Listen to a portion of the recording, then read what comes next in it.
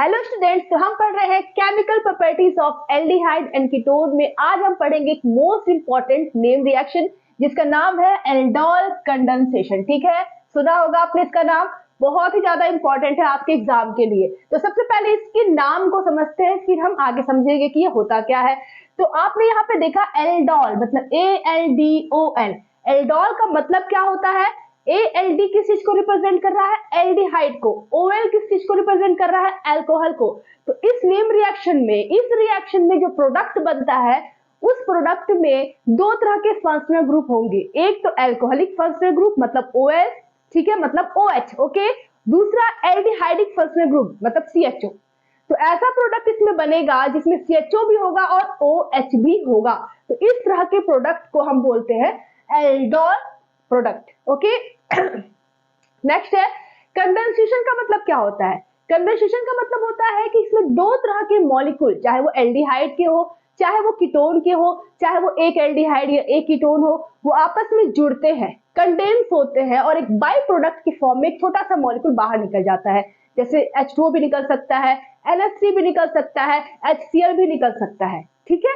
तो यहाँ पर दो मॉलिक्यूल्स आपस में जुड़ेंगे इस और कंडेंस होंगे और एक छोटा सा बाई प्रोडक्ट बाहर निकलेगा, तो उसको बोलेंगे कंडेंसेशन प्रोसेस, ठीक है। तो एल्डोल कंडेंसेशन में क्या होता है कि एल्डिहाइड के या कीटोन के या एक एल्डिहाइड और एक कीटोन के मॉलिक्यूल्स आपस में कंडेंस होते हैं, जुड़ते हैं और एक छोटा सा H2O का मॉलिक्यूल बाहर निकल जाता है और एक फेमस प्रोडक्ट बनता है जिसका नाम है एल्डोल। इस प्रोडक्ट में अल्कोहलिक ग्रुप भी होता है, OH भी होता है और एल्डिहाइडिक ग्रुप भी होता है, CHO भी होता है, ठीक है। तो ये हो गया आपका एल्डोल कंडेंसेशन। थोड़ा सा मुझे खांसी हुई है तो आपको थोड़ी सी प्रॉब्लम्स होगी मेरे आवाज को लेकर, चलिए आज एडजस्ट कर लीजिए आप लोग। आगे देखिए, तो यहाँ पर मैंने लिखा है ALD का मतलब एल्डिहाइड, OL का मतलब अल्कोहल। तो यहाँ पर एल्डिहाइड ही केवल आपको नहीं लेंगे, कीटोन भी लेंगे, कीटोन भी आप लेंगे। अगर कीटोन आप लेते हो, कीटोन लेते हो आप, ठीक है, अगर आप कीटोन लेते हो तो इसके बाद जो प्रोडक्ट बनता है उसमें हो जाएगा आपका कीटोल, ठीक है। एल्डिहाइड लेते हो तो एल्डोल, कीटोन लेते हो तो कीटोल। एल्डिहाइड लेते हो तो कौन सा प्रोडक्ट बनेगा? एल्डोल। कीटोन लेते हो तो कौन सा प्रोडक्ट बनेगा? कीटोल। कीटोल का मतलब क्या होगा कि ऐसा प्रोडक्ट जिसमें OH ग्रुप हो साथ में कीटोनिक ग्रुप भी हो, ऐसा प्रोडक्ट इसमें बनेगा, ठीक है। इसको हम क्या बोलेंगे? Aldol condensation. मतलब क्या कि एल्डिहाइड यहाँ पे कंडेंस होकर एल्डोल कंडेंसेशन प्रोडक्ट बना रहा है, ठीक है, एल्डोल बना रहा है। लेकिन कीटोन अगर ले लेते हैं एल्डिहाइड की जगह पर तो इसको बोलेंगे कीटोल कंडेंसेशन। मैं समझ में आ रहा है क्या बोल रही हूँ मैं? अगर आप कीटोन ले लेते हो एल्डिहाइड की जगह पर तो आपका एल्डोल नहीं बनेगा, कीटोल बनेगा। क्या बनेगा? कीटोल, क्योंकि कीटोन लिया है आपने। तो जो प्रोडक्ट बन रहा है कीटोल, उसमें आपका दो फंक्शनल ग्रुप होगा, एक अल्कोहलिक फंक्शनल ग्रुप मतलब OH और एक कीटोनिक फंक्शनल ग्रुप मतलब C डबल बॉन्ड O। समझ में आ रहा है बात? तो फेमस आपका ये नहीं है, फेमस सबसे ज्यादा आपका एल्डोल कंडेंसेशन है, ठीक है। सबसे ज्यादा फेमस यही रिएक्शन है, एग्जाम में भी यही आता है, एल्डोल कंडेंसेशन, ठीक है। चलिए तो स्टार्ट करते हैं अब आगे। तो ये जो आपका एल्डोल कंडेंसेशन होता है ये 3 टाइप्स का होता है। एक होता है सेल्फ एल्डोल कंडेंसेशन, एक होता है क्रॉस एल्डोल कंडेंसेशन और एक होता है इंट्रामोलिकुलर एल्डोल कंडेंसेशन। तो आज की पूरी क्लास एल्डोल कंडेंसेशन के नाम तीनों हम पढ़ेंगे एक एक करके विद मैकेनिज्म, ठीक है। तो उसके बाद आप देखिए यहाँ पे क्या लिखा हुआ है, कुछ नोट्स भी यहाँ पे मैंने लिखा है, उसको ध्यान से बिल्कुल देखिए। दो मॉलिक्यूल अगर लेते हैं एल्डिहाइड का या दो मॉलिक्यूल लेते हैं कीटोन का, किसके साथ? बेस के साथ। NaOH ले लो डाइल्यूट फॉर्म में, बेस के साथ लेते हैं तो यहाँ पर क्या बनेगा? एल्डोल या बनेगा कीटोल। कीटोन लेंगे तो कीटोल, एल्डिहाइड लेंगे तो एल्डोल। तो सेम मॉलिक्यूल, यहाँ पे ध्यान रखिए कि आपने सेम मॉलिक्यूल लिया है, जैसे एसिटाल्डिहाइड के 2 मॉलिक्यूल ले लिए या कीटोन का एसीटोन का आपने 2 मॉलिक्यूल ले लिया और बेस के साथ ले लिया, तो यहाँ पे एल्डोल या कीटोल रिस्पेक्टिवली बनेंगे, ठीक है। तो इस तरह के एल्डोल कंडेंसेशन को बोलेंगे self aldol condensation. Same molecule होगा तो सेल्फ मतलब अपने आप को ही वो कंडेंस कर रहा है, ठीक है। जैसे सेल्फ मतलब A+A, सेम मॉलिक्यूल है ना, तो ये क्या करेंगे? एक दूसरे को जुड़कर इस तरह से एक बॉन्ड बना लेंगे, ठीक है। तो इसको क्या बोलेंगे कि ये आपका सेम मॉलिक्यूल से जुड़ रहा है, तो इसको बोलेंगे एल्डोल कंडेंसेशन। और कैसा aldol condensation? Self aldol condensation, ठीक है। नेक्स्ट है आपका डिफरेंट एल्डिहाइड्स और डिफरेंट कीटोन, या वन मॉलिक्यूल ऑफ एल्डिहाइड या वन मॉलिक्यूल ऑफ कीटोन। अगर आपने सेम नहीं लिया, अगर आपने डिफरेंट ले लिया, एक एल्डिहाइड लिया और एक कीटोन ले लिया, तो ये डिफरेंट प्रोडक्ट हो गए बेस के साथ। तो यहां पर आपका जो एल्डोल प्रोडक्ट बनेगा, ठीक है, उसको बोलेंगे क्रॉस एल्डोल प्रोडक्ट। मतलब वो जो आपका प्रोसेस होगा उसको बोलेंगे क्रॉस एल्डोल कंडेंसेशन। ठीक है, क्रॉस मतलब क्या, डिफरेंट मॉलिक्यूल्स होने चाहिए।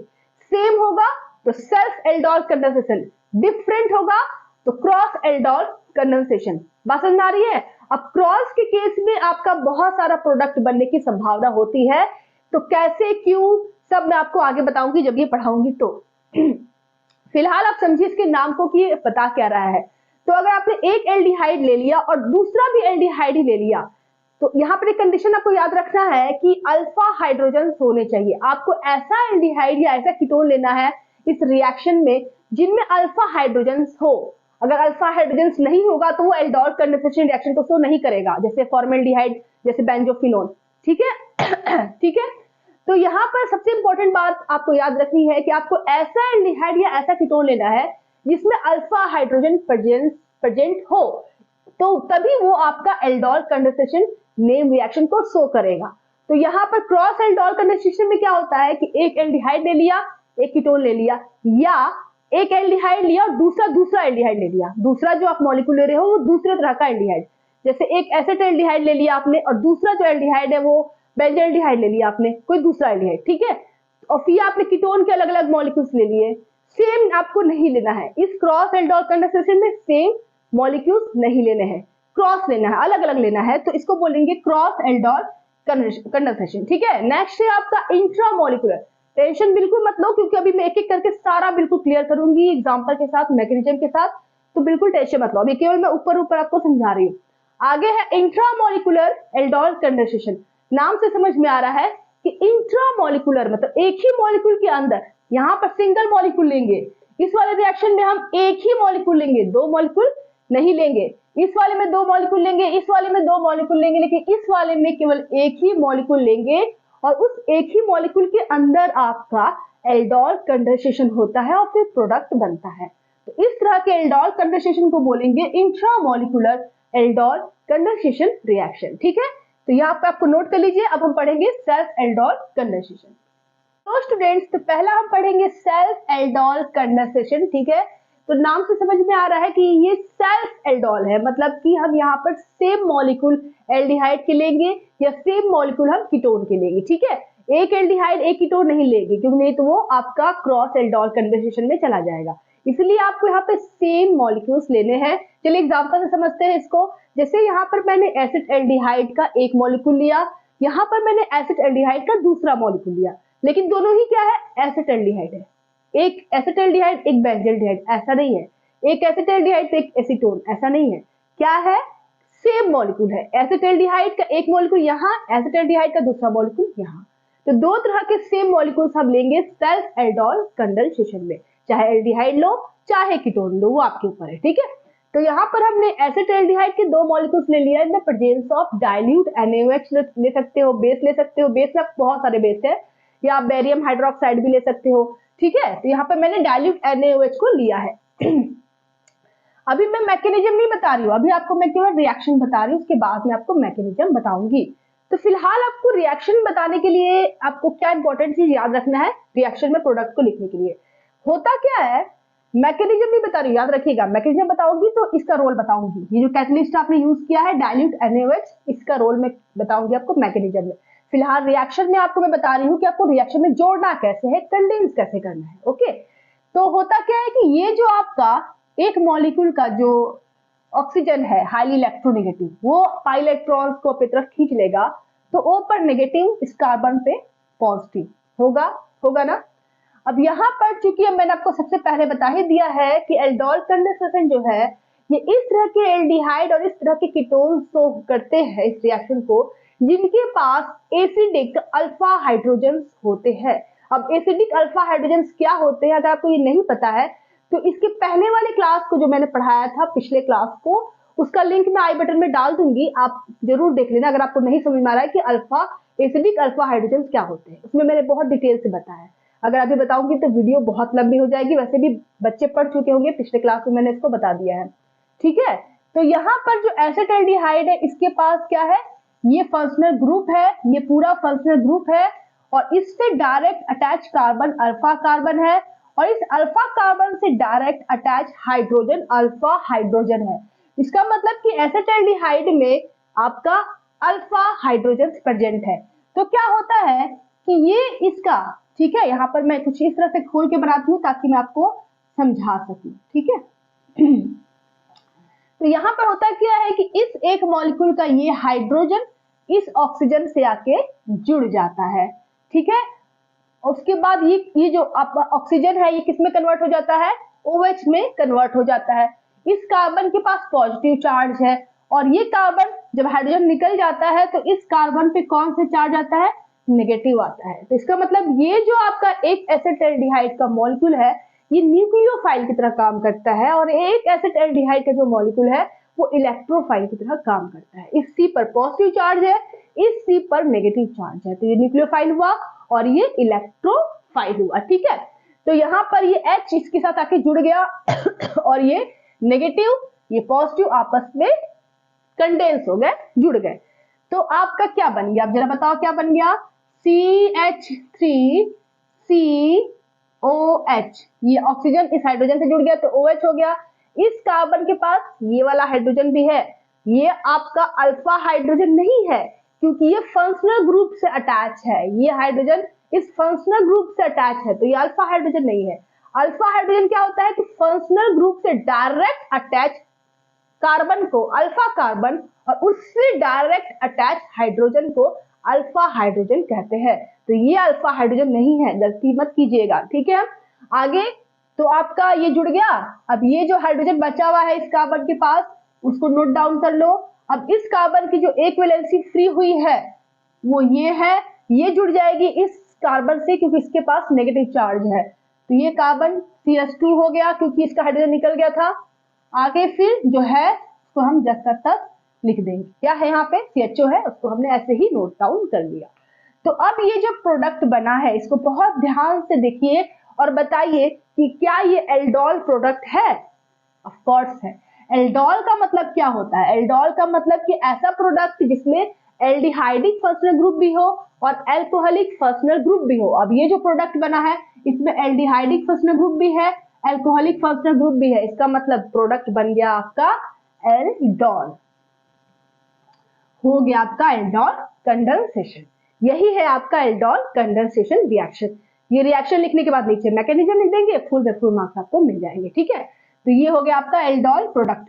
अब इसका नेम रिएक्शन, अरे मतलब इसका IUPAC नाम वो मत छोड़ दीजिएगा आप लोग, वो क्या हो जाएगा, क्योंकि ये एल्डिहाइड है तो ये हो जाएगा 1 कार्बन 2 कार्बन 3 कार्बन 4 कार्बन, तो तीसरे कार्बन पे हो जाएगा ऑल, या इसको हम हाइड्रोक्सी भी कर सकते हैं, ठीक है। 3 हाइड्रोक्सी और ब्यूटेनल, ब्यूटेनल 4 कार्बन है तो 3 हाइड्रोक्सी ब्यूटेनल, तीसरे कार्बन पे OH ग्रुप है और ये आपका एल्डोल प्रोडक्ट बन गया। नेक्स्ट है आपका, यहाँ पर मैंने एसीटोन के मॉलिक्यूल्स के साथ मैंने लिया है, सेल्फ कंडेंसेशन में करा रही हूँ। तो यहाँ पर हो जाएगा ऊपर की जैसे इसको भी करना है, कुछ करना नहीं है, बहुत इजी है, कठिन तो नहीं लग रहा ना आपको। ये इस पे नेगेटिव इस पे पॉजिटिव, इसका जो है एक न्यूक्लियोफाइल क्रिएट होगा, कैसे, यहां से ये H प्लस अपने इलेक्ट्रॉन्स को छोड़कर निकलेगा, मतलब ये H प्लस की फॉर्म में निकलेगा, ठीक है। इस पे नेगेटिव चार्ज आ जाएगा और बाकी सब आप कंडेंस कर दो, जोड़ दो, ठीक है। तो यहाँ पे हो जाएगा CH3 COH, फिर यहाँ पर आपका हो जाएगा CH3 क्योंकि ये CH3 है और यहाँ पर CH2 C double bond O CH3 ये क्या बन गया आपका ये क्या बन गया जरा बताइए, ये बन गया आपका कीटोल, ओके, ये बन गया आपका कीटोल। कीटोल मतलब कि ये आपका कीटोनिक ग्रुप है और ये आपका अल्कोहलिक ग्रुप है, तो ये क्या बन गया, कीटोल, ठीक है। अब इसका नाम क्या हो जाएगा, 1 carbon 2 carbon 3 carbon 4 carbon 5 carbon, मतलब ये 2 पेंटेनोन है और आपका 1 2 3 4 नंबर कार्बन पे आपका हाइड्रोक्सी ग्रुप है, तो 4 हाइड्रोक्सी 2 पेंटेनोन। ओके, बस बहुत आसान। नेक्स्ट है आपका, ये आपका नोट है, ठीक है, कुछ कलर्स गिर रहे थे उसमें से ब्लू कलर के पेन से, तो मैंने पेन चेंज कर लिया है। ओके, तो यहाँ पर क्या है, यहाँ पर कुछ इंपॉर्टेंट चीज मैंने लिखे हुए हैं, बहुत ध्यान से देखिए, समझिए इस बात को। फॉर्मेल्डिहाइड, बेंजल्डिहाइड, बेंजोफिनॉल, क्या ये तीनों कंपाउंड एल्डोल कंडेंसेशन रिएक्शन को शो करेंगे या नहीं करेंगे? ये तीनों कंपाउंड एल्डोल कंडेंसेशन रिएक्शन को शो करेंगे कि नहीं? एल्डोल की बात हो रही है, सेल्फ क्रॉस या इंट्रामोलिकुलर की बात नहीं हो रही है। सबसे इंपॉर्टेंट तो एल्डोल ही शो करेगा कि नहीं, पहले ये बताओ। तो मैंने आपको बताया कि जो क्राइटेरिया है एल्डोल कंडेंसेशन शो करने की, वो क्या है कि हमें ऐसे एल्डिहाइड या ऐसे कीटोन लेने हैं जिनमें अल्फा हाइड्रोजन होने चाहिए, तब जाकर वो एल्डोल कंडेंसेशन को शो करेगा। फॉर्मेल्डिहाइड की बात करें तो इसमें अल्फा हाइड्रोजन है, जब इसमें अल्फा कार्बन ही नहीं है तो अल्फा हाइड्रोजन कहां से होगा? ये कार्बन मेन फंक्शनल ग्रुप का कार्बन है, ये अल्फा कार्बन नहीं है। इससे डायरेक्ट अटैच कार्बन को हम अल्फा कार्बन कहते हैं और उससे डायरेक्ट अटैच हाइड्रोजन को हम अल्फा हाइड्रोजन कहते हैं। तो इसके पास अल्फा कार्बन ही नहीं है, तो अल्फा हाइड्रोजन कहां से होगा? इसका मतलब कि फॉर्मेल्डिहाइड जो है वो आपका एल्डोल कंडेंसेशन रिएक्शन को शो नहीं करेगा। नेक्स्ट है बेंजल्डिहाइड की, अगर बात करें बेंजल्डिहाइड में जरा ध्यान से आप देखिए, ये आपका मेन फंक्शनल ग्रुप का कार्बन है, इससे डायरेक्ट अटैच कार्बन ये वाला है, ये वाला कार्बन इससे डायरेक्ट अटैच कार्बन है। अब इस कार्बन के पास आपके हाइड्रोजन्स है, जरा ध्यान से सोच के बताइए कहाँ है? 1 2 3 4, 4 वैलेंसी तो इसकी पूरी है। ये कार्बन जो है इनके पास हाइड्रोजन्स है, लेकिन वो अल्फा हाइड्रोजन्स नहीं है। अल्फा हाइड्रोजन कौन होंगे? जो इस फंक्शनल ग्रुप से डायरेक्ट अटैच कार्बन है, उससे जो डायरेक्ट हाइड्रोजन अटैच है उसको हम अल्फा हाइड्रोजन कहेंगे। तो इसमें जब अल्फा हाइड्रोजन है ही नहीं, तो ये आपका एल्डोल कंडेंसेशन को शो नहीं करेगा। बेंजोफिनॉन की बात करें तो इसमें भी इसी की तरह कहानी है, ये आपका मेन फंक्शनल ग्रुप हो गया, इससे डायरेक्ट अटैच कार्बन ये, इससे डायरेक्ट अटैच कार्बन ये। अब इन दोनों कार्बन के पास हाइड्रोजन है नहीं है, क्योंकि कार्बन की वैलेंसी तो यहाँ पे पूरी है 1 2 3 4, तो हाइड्रोजन है ही नहीं, अल्फा कार्बन के पास हाइड्रोजन है ही नहीं, अल्फा हाइड्रोजन, तो ये आपका एल्डोल कंडेंसेशन रिएक्शन को शो नहीं करेगा। अल्फा हाइड्रोजन होने चाहिए, तब वो आपके एल्डोल कंडेंसेशन रिएक्शन को शो करेगा। ठीक है, इतना समझ में आ गया? जल्दी से नोट कर लो। अब इसका मैकेनिज्म समझ लेते हैं। सो स्टूडेंट्स, सेल्फ कंडेंसेशन रिएक्शन का मैकेनिज्म स्टार्ट करने से पहले आपसे एक छोटा सा रिक्वेस्ट है कि अगर आपको मेरी वीडियो अच्छी लगती है या मेरे वीडियो से आपको फायदा होता है, तो प्लीज आप वीडियो को लाइक करें, मेरे चैनल को सब्सक्राइब करें और अपने दोस्तों के साथ भी शेयर करें। आप लोग क्या करते हो कि वीडियो देख लेते हो और बस निकल जाते हो, ना लाइक करते हो वीडियो को, ना चैनल को सब्सक्राइब करते हो, तो ऐसे कैसे चलेगा? तो प्लीज आप लोग वीडियो को लाइक करें, चैनल को सब्सक्राइब करें। आपका एक लाइक, आपका एक सब्सक्राइब जो आप लोग क्लिक करते हो, उससे हमें बहुत ज्यादा मोटिवेशन मिलता है आगे की वीडियो को बनाने के लिए, तो प्लीज हमें सपोर्ट कीजिए। ठीक है, चलिए स्टार्ट करते हैं सेल्फ कंडेंसेशन रिएक्शन का मैकेनिज्म। तो आप देख सकते हो कि यहाँ पे मैंने एसिटाल्डिहाइड का 2 मॉलिक्यूल लिया, बेस लिया और बन गया आपका 3 हाइड्रोक्सी ब्यूटेनॉल, मतलब एल्डोल प्रोडक्ट। ठीक है, चलिए मैकेनिज्म देखते हैं। तो ये जो मैकेनिज्म है ये 3 स्टेप में कंप्लीट होता है। ठीक है, 3 स्टेप में इसका मैकेनिज्म कंप्लीट होता है। पहले स्टेप में क्या होता है कि इनोलेट आयन फॉर्म होता है। ये इनोलेट आयन क्या है मैं बताऊंगी, टेंशन मत लो। दूसरे स्टेप में क्या होता है कि आपका अटैक ऑफ न्यूक्लियोफाइल होता है। ठीक है, वो भी क्या होता है वो भी मैं बताऊंगी। तीसरे स्टेप में क्या होता है कि रिएक्शन होता है वाटर के साथ। तो ये 3 स्टेप के बाद ये मैकेनिज्म आपका कंप्लीट हो जाता है। तो पहला जो स्टेप है वो है formation of enolate ion. Enolate ion. ठीक है, समझ में आ रहा है? चलिए, तो आपका पहले स्टेप में इनोलेट आयन कैसे बनेगा चलिए देखते हैं। पूरा ध्यान बोर्ड पे रखिएगा। मोबाइल वगैरह अगर आप चला रहे हो, वैसे तो आप मोबाइल पर ही देख रहे हो या आप लैपटॉप पे देख रहे हो, तो अगर आप और किसी चीज पे आपका दिमाग है, ध्यान है, तो प्लीज वहां से अपना दिमाग, वहां से ध्यान यहाँ पे बोर्ड पे लाके रखिए, क्योंकि बहुत इंपॉर्टेंट चीज मैं आपको बताने वाली हूँ। तो यहाँ पर आपने पहला एसिटाल्डिहाइड का मॉलिक्यूल लिया, पहला एसिटाल्डिहाइड, 2 मॉलिक्यूल लिया है तो पहला हम यूज करेंगे पहले स्टेप में। ओके, पहला मॉलिक्यूल हम यूज करेंगे पहले स्टेप में। तो यहाँ पे होता क्या है कि जो आपने कैटलिस्ट लिया है डाइल्यूट NaOH, उसमें क्या है OH माइनस है, बेसिक नेचर होता है ये। तो ये क्या करेगा, इस हाइड्रोजन पर अटैक करेगा, ये इस हाइड्रोजन पर अटैक करेगा। ठीक है, क्यों अटैक करेगा, क्योंकि ये एसिडिक हाइड्रोजन है, ये क्या है बेस। ठीक है, ये बेस कहां अटैक करेगा, एसिडिक हाइड्रोजन पर अटैक करेगा। ये अल्फा कार्बन है और ये अल्फा हाइड्रोजन है। अब ये कहोगे मैम ये अल्फा हाइड्रोजन नहीं है, ये भी अल्फा हाइड्रोजन है, ये भी अल्फा हाइड्रोजन है, तो तीनों अल्फा हाइड्रोजन यहाँ पे नहीं निकलते हैं, केवल एक ही अल्फा हाइड्रोजन निकलता है। ठीक है, तो ये आपका OH माइनस जो बेस है वो इस अल्फा कार्बन के अल्फा हाइड्रोजन पे अटैक करेगा, उसके साथ जुड़ेगा और क्या बना लेगा, OH minus plus H plus, क्या बनेगा H2O। ठीक है, और ये रिवर्सिबल रिएक्शन होती है, स्लो स्टेप में रिएक्शन कंप्लीट होती है। ठीक है, तो यहां पर आपका बन गया H2O, OH minus H plus के साथ बचा क्या, अब ये H प्लस के फॉर्म में निकलेगा तो इस कार्बन पे कौन सा चार्ज आएगा, नेगेटिव चार्ज, तो CH2 negative, C double bond OH और प्लस H2। समझ में आ रहा है। तो अब ये क्या होता है, इसी को बोलते हैं इनोलेट आयन। इनोलेट आयन क्यों, आप बोलोगे मैम यहाँ पे डबल बॉन्ड तो है नहीं कार्बन कार्बन के बीच में, तो ये इनोलेट आयन कैसे हो गया, घबराओ मत, टेंशन मत लो, रुको जरा। देखो ये जो आपका आयन बना है, ठीक है, अब ये आपका रिजोनेंस स्टेबलाइज होता है।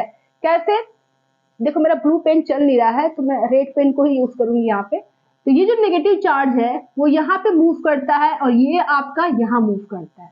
सबसे पहले होता क्या है, ये ऑक्सीजन हाईली इलेक्ट्रोनेगेटिव है तो पाई इलेक्ट्रॉन्स को अपने पास खींच लेता है, तो इस ऑक्सीजन पे नेगेटिव चार्ज आ जाता है, इस कार्बन पे आएगा पॉजिटिव चार्ज। तो ये नेगेटिव क्या करेगा, यहाँ नेगेटिव यहाँ पॉजिटिव, यहाँ नेगेटिव यहाँ पॉजिटिव मिलकर डबल बॉन्ड बना लेंगे। तो आपका क्या बन जाएगा, CH2 double bond C O पे नेगेटिव और यहाँ हाइड्रोजन। अब बन गया इनोलेट आयन। इनोलेट आयन का मतलब क्या, कार्बन कार्बन के बीच में डबल बॉन्ड होना चाहिए, तो ये आपका इनोलेट आयन, इनोलेट आयन। और ये आपका रेजोनेंस स्टेबलाइज होता है इसके साथ, देख रहे हो यहाँ पे रेजोनेंस का साइन लगा हुआ है। फिर से समझो बात को, ऑक्सीजन हाईली इलेक्ट्रोनेगेटिव होता है, इलेक्ट्रॉन को खींचा, कार्बन पे पॉजिटिव आया, यहाँ पे नेगेटिव यहाँ पॉजिटिव मिलकर डबल बॉन्ड बना लिए, तो ये आपका हो गया। फिर क्या होगा, वापस ये इधर जाएगा, वापस ये इधर जाएगा। ठीक है, अगर ये इधर आएगा तो कार्बन की 5 वैलेंसी हो जाएगी ना, इसलिए ये आप इलेक्ट्रॉन्स को खींचकर यहाँ पे कर देगा, रिपेल होगा इलेक्ट्रॉन्स में, यहाँ इलेक्ट्रॉन्स आ रहा है, यहाँ पर भी पाई इलेक्ट्रॉन्स, यहाँ पर भी पाई इलेक्ट्रॉन्स, यहाँ पर भी पाई इलेक्ट्रॉन्स, तो क्या हो जाएगा, रिपल्सन होगा, जिसकी वजह से ये पाई इलेक्ट्रॉन्स दूर भागेगा और इस कार्बन पे आके एक्यूमुलेट हो जाएगा। Is that clear. फिर से आपका ये बन जाएगा पहला वाला, तो ये आपका रेजोनेंस स्टेबलाइज हो गया। ठीक है, तो यहाँ पे formation of enolate ion complete. इसका हमें काम नहीं है, इसका हमें काम है। आगे देखिए दूसरे स्टेप में क्या होगा, दूसरे स्टेप में न्यूक्लियोफाइल अटैक करेगा, न्यूक्लियोफाइल अटैक।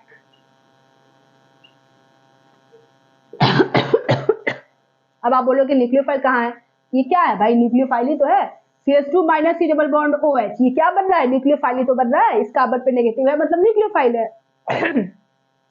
तो ये सॉरी खांसी बहुत हो गई मुझे। तो ये जो कार्बन है इस पे नेगेटिव चार्ज है, तो ये न्यूक्लियोफाइल का काम करेगा और ये किस पर अटैक करेगा, यहाँ पे बात हो रही है अटैक की, किस पर अटैक करेगा, दूसरे मॉलिक्यूल ऑफ एसिटाल्डिहाइड पर अटैक करेगा। न्यूक्लियोफाइल किस पर अटैक करेगा, दूसरे मॉलिक्यूल ऑफ एसिटाल्डिहाइड पर अटैक करेगा। चलो देखते हैं कैसे। CH2 minus C double bond OH plus CH3 C double bond OH, ये दूसरा मॉलिक्यूल है एसिटाल्डिहाइड का। होता क्या है कि ये highly electronegative atom pi electrons को अपने पास खींच लेता है, उस पर नेगेटिव आ जाता है, कार्बन पे पॉजिटिव चार्ज डेवलप हो जाता है। इतना तो समझ में आ रहा है।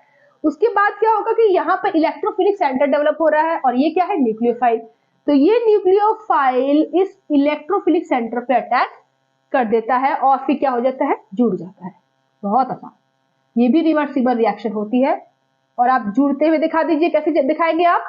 CH3 पे नेगेटिव चार्ज है, यहाँ पर हाइड्रोजन है इस कार्बन पे, और ये कार्बन जुड़ा हुआ है इस कार्बन से, मतलब CH2 से, और ये CH2 जुड़ा हुआ है CHO से, CHO। आई बात समझ में? फिर से समझो, ये इलेक्ट्रॉन इधर गया तो इस कार्बन पे पॉजिटिव आया, ये न्यूक्लियोफाइल इधर आकर अटैक किया, तो जो प्रोडक्ट बना वो क्या बना? CH3, C इससे H अटैच है और यहाँ पे O पे नेगेटिव, फिर इस कार्बन पे ये CH2 जुड़ा है तो CH2 हो गया, उसके बाद इस CH2 से क्या जुड़ा हुआ है? CHO। यहां तक समझ में आ गया? तीसरा step, step number 3, reaction with water. Reaction with water, ठीक है। अब क्या होता है, क्योंकि हमने यहाँ पर जो डाइल्यूट NaOH है वो एज ए कैटलिस्ट काम कर रहा है भाई, वहां से जो हमने लिया है कैटलिस्ट को वो उसको तो बाहर भी निकालना है। तो अब क्या होगा, यहाँ पे दिखाई दे रहा है ना अच्छे से, CH3 पर नेगेटिव है, यहाँ हाइड्रोजन है, CH2 CHO ये है। अब इसका रिएक्शन किससे होगा? H2O से। H2O कहाँ आया? एक तो अपने डाइल्यूट फॉर्म में बेस को लिया है, डाइल्यूट NaOH, वहां से भी H2O आ सकता है। दूसरा आप देख रहे हो कि यहाँ पर भी H2O बन रहा है, यहाँ से भी H2O आप यूज कर सकते हो।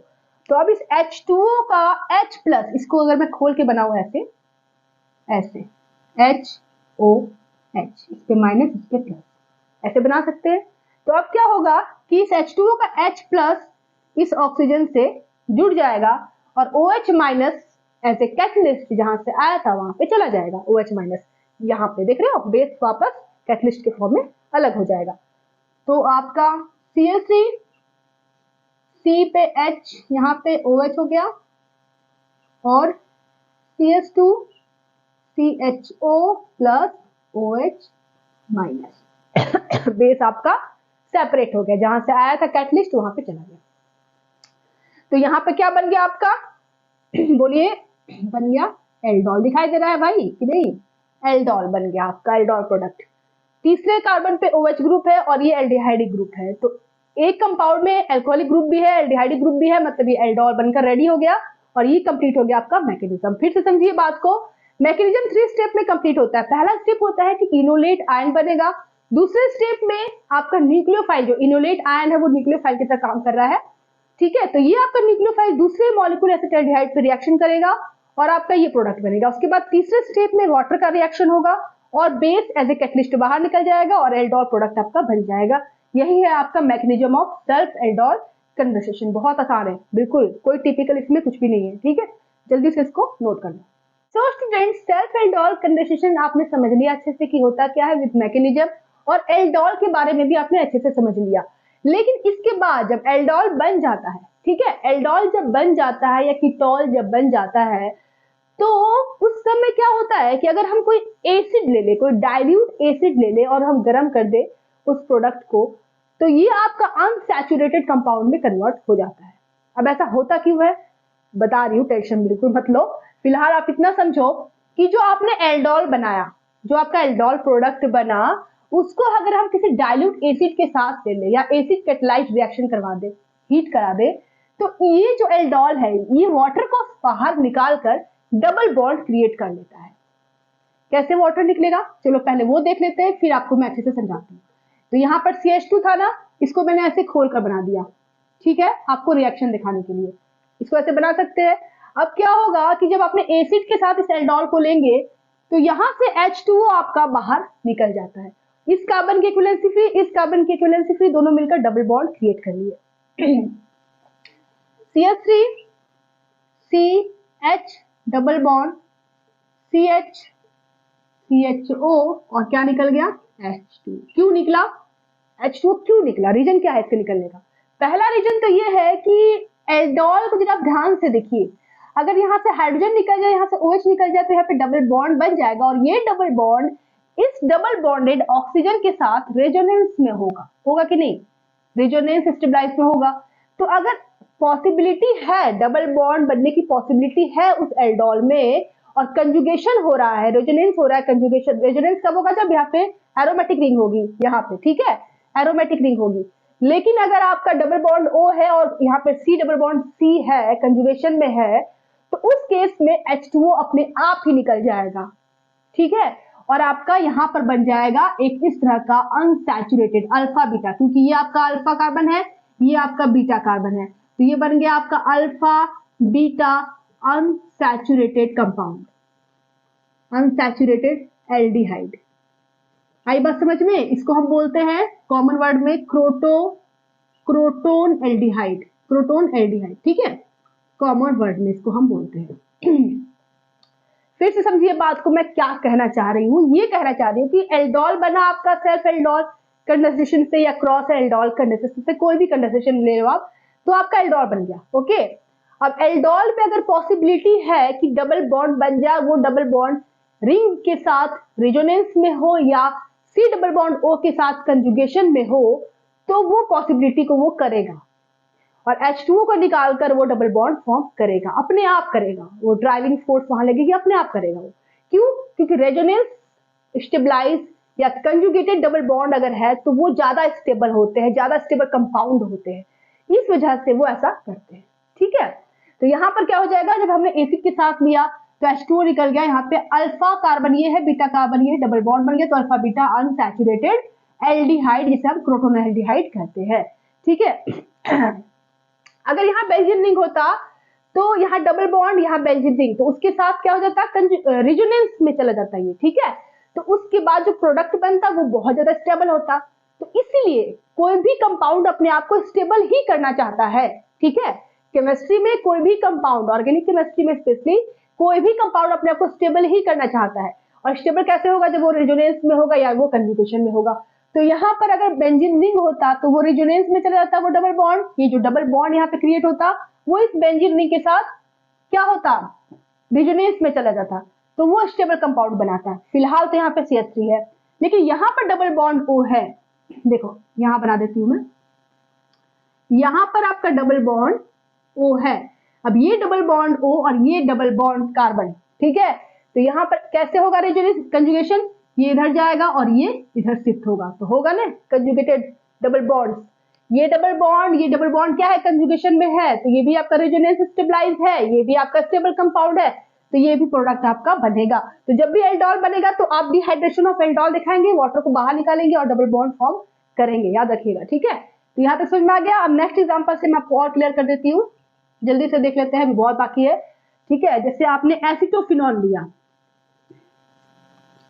जैसे आपने एसिटोफिनॉल लिया, ये किस चीज का फॉर्मूला है, एसिटोफिनॉल का, एसिटोफिनॉल, ठीक है।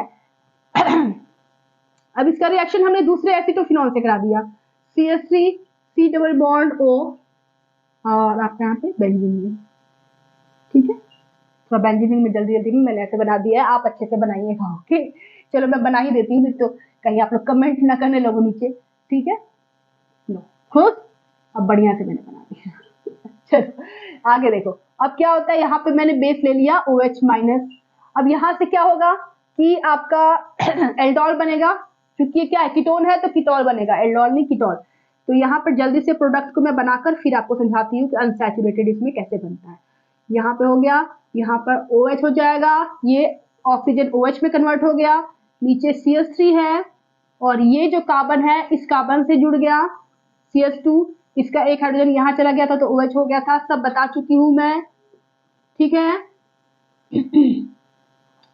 ये आपका बन गया कीटोल, बन गया कि नहीं, बोलो। अरे भाई जैसे अभी मैंने थोड़ी देर पहले ही आपको सारा मैकेनिज्म बताया वैसे ही है, फिर भी देख लीजिए, मैं बता देती हूँ। यहाँ पर ये गया आपका नेगेटिव, यहाँ पे पॉजिटिव, इसका एक हाइड्रोजन जो है वो ऐसे, ठीक है, यहाँ पे CH2, ये आपका इस पर अटैक किया, इस पर नेगेटिव आएगा तो ये पॉजिटिव ये नेगेटिव जुड़ जाएंगे आपस में, ठीक है, और आपका ये हाइड्रोजन इस पे चला गया तो ये हो गया, समझ में आ रहा है, ये CH3 नीचे चला गया, CH2 हो गया, C डबल बॉन्ड हो, और ये बन गया कीटोल, बन गया। आगे क्या होगा कि इसमें आपका डिहाइड्रेशन ऑफ कीटोल होगा कि नहीं, सोच के बताओ कि इस प्रोडक्ट में डिहाइड्रेशन ऑफ कीटोल होगा कि नहीं होगा। अगर मैंने इसको एसिड के साथ ले लिया, डाइल्यूट एसिड के साथ ले लिया, गर्म कर दिया, तब अब अगर यहाँ से हाइड्रोजन निकल जाए, एक हाइड्रोजन यहाँ से निकल जाए, एक OH यहाँ निकल जाए, तो डबल बॉन्ड यहाँ फॉर्म होगा। तो ये डबल बॉन्ड इसके साथ भी कंजुगेशन में होगा और इसके साथ भी कंजुगेशन में होगा, इसके साथ भी कंजुगेशन में, इसके साथ भी कंजुगेशन में। मतलब जितने ज्यादा कंजुगेटेड स्ट्रक्चर्स बनते हैं उतने ही ज्यादा वो प्रोडक्ट क्या होते हैं, स्टेबलाइज होते हैं। ये सब मैंने आपको पहले बताया है। तो अब यहाँ से मैं क्या करूंगी, पहले वाटर को सेपरेट कर देते हैं, ठीक है। वाटर को पहले हम यहाँ पे हाइड्रोजन को मैं ऐसे दिखा रही हूँ ताकि आपको अच्छे से क्लियर कर सकूं, ठीक है। यहाँ से वाटर अलग हो गया और यहाँ डबल बॉन्ड फॉर्म हो गया आपका इस तरह से। यहाँ CH3 है, डबल बॉन्ड CH है, फिर यहाँ पे है C डबल बॉन्ड O, यहाँ बेंजीन रिंग, ये बन गया आपका प्रोडक्ट। इसको बोलते हैं डाइफॉन, डाइफॉन, ठीक है। ये प्रोडक्ट बन गया। अब जरा ये ध्यान से देखिए यहाँ पे कि ये जो प्रोडक्ट बना है ऐसा होगा ही क्यों, ये H2 को निकालेगा ही क्यों, क्योंकि अगर H2 निकल जाएगा तो जो डबल बॉन्ड बनेगा वो डबल बॉन्ड इन सभी डबल बॉन्ड के साथ क्या है, कंजुगेशन में है। यहां से भी कंजुगेशन में है, यहां से भी कंजुगेशन में है। Double bond single bond, double bond single bond, double bond single bond, double bond single bond, single bond, फिर यहाँ पर इसके साथ बेंजीन रिंग है, ठीक है। फिर यहाँ पे डबल बॉन्ड, फिर यहाँ पर double bond, single bond, double bond, मतलब ये कंजुगेशन में है। ये पाई इलेक्ट्रॉन्स पूरे रिंग में घूमते रहते हैं, तो कभी यहाँ आएगा कभी यहाँ आएगा, ठीक है। तो यहाँ पर आपका ये जो डबल बॉन्ड है इस बेंजीन रिंग के साथ भी कंजुगेशन में है, इस C डबल बॉन्ड O के साथ भी कंजुगेशन में है, मतलब हाईली स्टेबल कंपाउंड है। तो ये आपका H2O को निकालकर ये बनेगा, ये जो कीटोन है H2O को निकालकर यही प्रोडक्ट बनाएगा, ठीक है। जल्दी से इसको नोट कर लो। अब हम पढ़ेंगे क्रॉस एल्डोल कंडेंसेशन। तो स्टूडेंट्स अब हम पढ़ेंगे क्रॉस एल्डोल कंडेंसेशन रिएक्शन। और अब आपको यहाँ पर अपनी पूरी बुद्धि को यूज करना है, क्योंकि नाम से ही है क्रॉस, मतलब काफी ज्यादा इसमें खिचड़ी बनने वाली है सारे प्रोडक्ट्स की, ठीक है। टिपिकल कुछ नहीं है, बस आपको बुद्धि अपना थोड़ा यूज करना है, क्योंकि काफी सारे प्रोडक्ट इसमें बनेंगे। तो क्रॉस एल्डोल कंडेंसेशन में होता क्या है कि आप एल्डिहाइड्स, यहाँ पे दो मॉलिक्यूल्स हम यूज कर रहे हैं, ठीक है। तो एल्डिहाइड्स के डिफरेंट डिफरेंट मॉलिक्यूल्स आप यूज करोगे, कीटोन्स के डिफरेंट डिफरेंट मॉलिक्यूल्स आप यूज करोगे, सेम यूज हमें नहीं करना है, ठीक है। या आप एक एल्डिहाइड ले सकते हो, एक कीटोन ले सकते हो, ठीक है। तो यहाँ पर सेम डिफरेंट आपके एल्डिहाइड ले सकते हो या डिफरेंट आपके कीटोन ले सकते हो, या एक एल्डिहाइड और एक कीटोन ले सकते हो क्रॉस एल्डोल कंडेंसेशन रिएक्शन में, ठीक है। तो इस तरह के रिएक्शन को क्रॉस एल्डोल कंडेंसेशन कहते हैं। एग्जांपल से समझ लेते हैं कि जैसे यहाँ पर मैंने लिया है इथेनॉल मतलब एसिटाल्डिहाइड, और यहाँ पे लिया है प्रोपेनॉल। तो पहले वाले में मैं इथेनॉल ले रही थी, एसिटाल्डिहाइड ले रही थी, लेकिन यहाँ पर ये एल्डिहाइड दूसरा है, ये एल्डिहाइड दूसरा है, डिफरेंट एल्डिहाइड है। तो ये कौन सा आपका रिएक्शन हो गया, क्रॉस एल्डोल कंडेंसेशन का एग्जांपल हो गया। अब यहाँ एसिटाल्डिहाइड होता तो सेल्फ एल्डोल कंडेंसेशन का एग्जांपल होता। तो आप देख के बता सकते हो, ठीक है। चलिए अब देखते हैं, अब करते हैं। तो यहाँ पर जब हम डाइल्यूट NaOH के साथ लेंगे तो यहाँ जो प्रोडक्ट्स बनेंगे, 4 तरह के प्रोडक्ट्स यहाँ पे बनेंगे, 4 टाइप्स के प्रोडक्ट। अब आप बोलोगे ऐसा क्यों भाई, ऐसा इसलिए कि जो आप सॉल्यूशन लिए हो, जिस पे आप रिएक्शन करवा रहे हो, बीकर में जो भी कहीं पे करा रहे हो, उसमें एक ही मॉलिक्यूल एसिटाल्डिहाइड का तो होगा नहीं, एसिटाल्डिहाइड के दूसरे मॉलिक्यूल्स भी होंगे। एक ही मॉलिक्यूल प्रोपेनॉल तो होगा नहीं, प्रोपेनॉल के दूसरे मॉलिक्यूल भी तो होंगे। तो होता क्या है कि इथेनॉल अपने दूसरे मॉलिक्यूल के साथ सेम, इथेनॉल अपने मतलब एसिटाल्डिहाइड अपने दूसरे एसिटाल्डिहाइड के साथ सेल्फ कंडेंसेशन रिएक्शन करने लगता है, ठीक है। तो उसकी वजह से एक प्रोडक्ट वहां पे मिल जाता है। फिर प्रोपेनॉल भी अपने दूसरे प्रोपेनॉल के साथ सेल्फ कंडेंसेशन करने लगता है और वहां पर दूसरा प्रोडक्ट मिल जाता है। तो 2 प्रोडक्ट तो ऐसे ही हमें मिल गए। फिर क्या होता है कि इथेनॉल इस प्रोपेनॉल के साथ रिएक्शन करता है, तो तीसरा प्रोडक्ट हमें मिलता है। फिर प्रोपेनॉल इस इथेनॉल के साथ रिएक्शन करता है, तो हमें चौथा प्रोडक्ट मिलता है। तो अब आप बोलोगे मैम जो लास्ट वाला आपने दो बोला ये क्या मतलब हुआ, टेंशन मतलब ये बता रही हूँ। यहाँ पर आप देख रहे हो कि इसमें भी अल्फा हाइड्रोजन है, इसमें भी अल्फा हाइड्रोजन है। तो एक केस ऐसा हो सकता है कि ये भी न्यूक्लियोफाइल का काम करे, और एक केस ऐसा हो सकता है कि ये भी न्यूक्लियोफाइल का काम करे। मैकेनिज्म मैंने पूरा समझा दिया है, मैकेनिज्म में आपको क्लियर समझा दी हूँ कि न्यूक्लियोफाइल बनता है इसमें इनोलेट आयन, ठीक है, मतलब न्यूक्लियोफाइल बनता है। तो ये भी हो सकता है कि इथेनॉल न्यूक्लियोफाइल का काम करे, और ये भी हो सकता है कि प्रोपेनॉल न्यूक्लियोफाइल का काम करे। तो ये इस पे अटैक कर सकता है या ये इस पे अटैक कर सकता है। तो जब ये इस पे अटैक करेगा तो एक डिफरेंट तरह का प्रोडक्ट बनेगा, मतलब तीसरा प्रोडक्ट, और ये इस पे अटैक करेगा तो चौथा तरह का प्रोडक्ट बनेगा। कैसे बनेगा मैं बताऊंगी सब, बिल्कुल टेंशन मत लो। तो ओवरऑल 4 तरह के प्रोडक्ट बनेंगे। 2 जो प्रोडक्ट होंगे वो सेल्फ कंडेंसेशन रिएक्शन से बनेंगे, बाकी के जो 2 प्रोडक्ट होंगे वो क्रॉस एल्डोल कंडेंसेशन रिएक्शन से बनेंगे। ठीक है, चलो देखते हैं। पहले सेल्फ वाला कर लेते हैं क्योंकि वो इजी है, अभी आप पढ़े हो तो आपको अच्छे से याद होगा। तो सेल्फ वाला जो है उसमें क्या था, CH3 था, फिर आपका COH प्रोडक्ट याद है ना, एसिटाल्डिहाइड वाला, और यहाँ पर आपका था CH2, फिर यहाँ पर CHO, यही था ना। जब एसिटाल्डिहाइड के 2 मॉलिक्यूल आप ले रहे थे तब एसिटाल्डिहाइड, ठीक है, नाम लिख दिया यहाँ पे कि एसिटाल्डिहाइड के 2 मॉलिक्यूल ले रहे थे, सेल्फ कंडेंसेशन करा रहे थे, तो यही ना प्रोडक्ट बन रहा था, CH3 CHOH और यहाँ CH2 और ये CHO। ठीक है, तो ये आपका पहला प्रोडक्ट बन गया self condensation reaction of acetaldehyde. ठीक है, आगे प्लस इसका भी सेल्फ कंडेंसेशन होगा क्योंकि इसमें भी अल्फा हाइड्रोजन है, तो ये अपने दूसरे प्रोपेनल के साथ सेल्फ कंडेंसेशन रिएक्शन देगा और दूसरा एल्डोल प्रोडक्ट बनेगा। चलो देखते हैं कैसे। CH3 CH2 COH H CH CH3 CHO, यही बनेगा। करके देख लो, रफ कॉपी में जाओ और इसका सेल्फ कंडेंसेशन करो तो देखो आपका यही प्रोडक्ट बनेगा।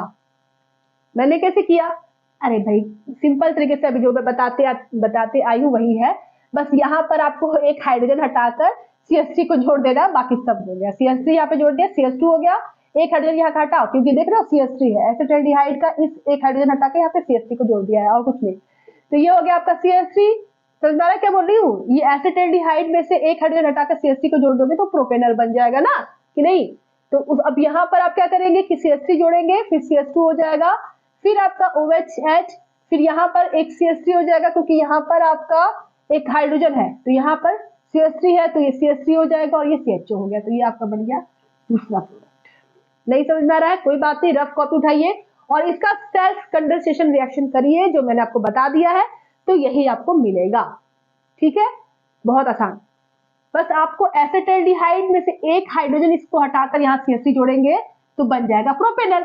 तो अब इसका जो आपने सेल्फ कंडेंसेशन प्रोडक्ट ये बनाया, तो इसी से मैंने इसको देख के इसको बना दिया है। बस यहाँ से मैंने एक CH3 को ऐड कर दिया और यहाँ CH2 ऐड कर दिया, और जहां जहां यहाँ पे CH3 था, ये CH2 था, तो यहाँ पर मैंने सिर्फ CH3 जोड़ दिया। जैसे यहाँ पर हाइड्रोजन था, यहाँ पे CH3 को जोड़ दिया। करके देखो, यही आंसर आएगा। अब ये जो प्रोडक्ट्स आपके बने, ये जो आपके दोनों प्रोडक्ट बने, ये आपके दोनों प्रोडक्ट हो गए सेल्फ कंडेंसेशन रिएक्शन से। ठीक है, रटने की कोई जरूरत नहीं है, रफ कॉपी उठाइए और इसका सेल्फ कंडेंसेशन कीजिए तो आपको ये मिलेगा।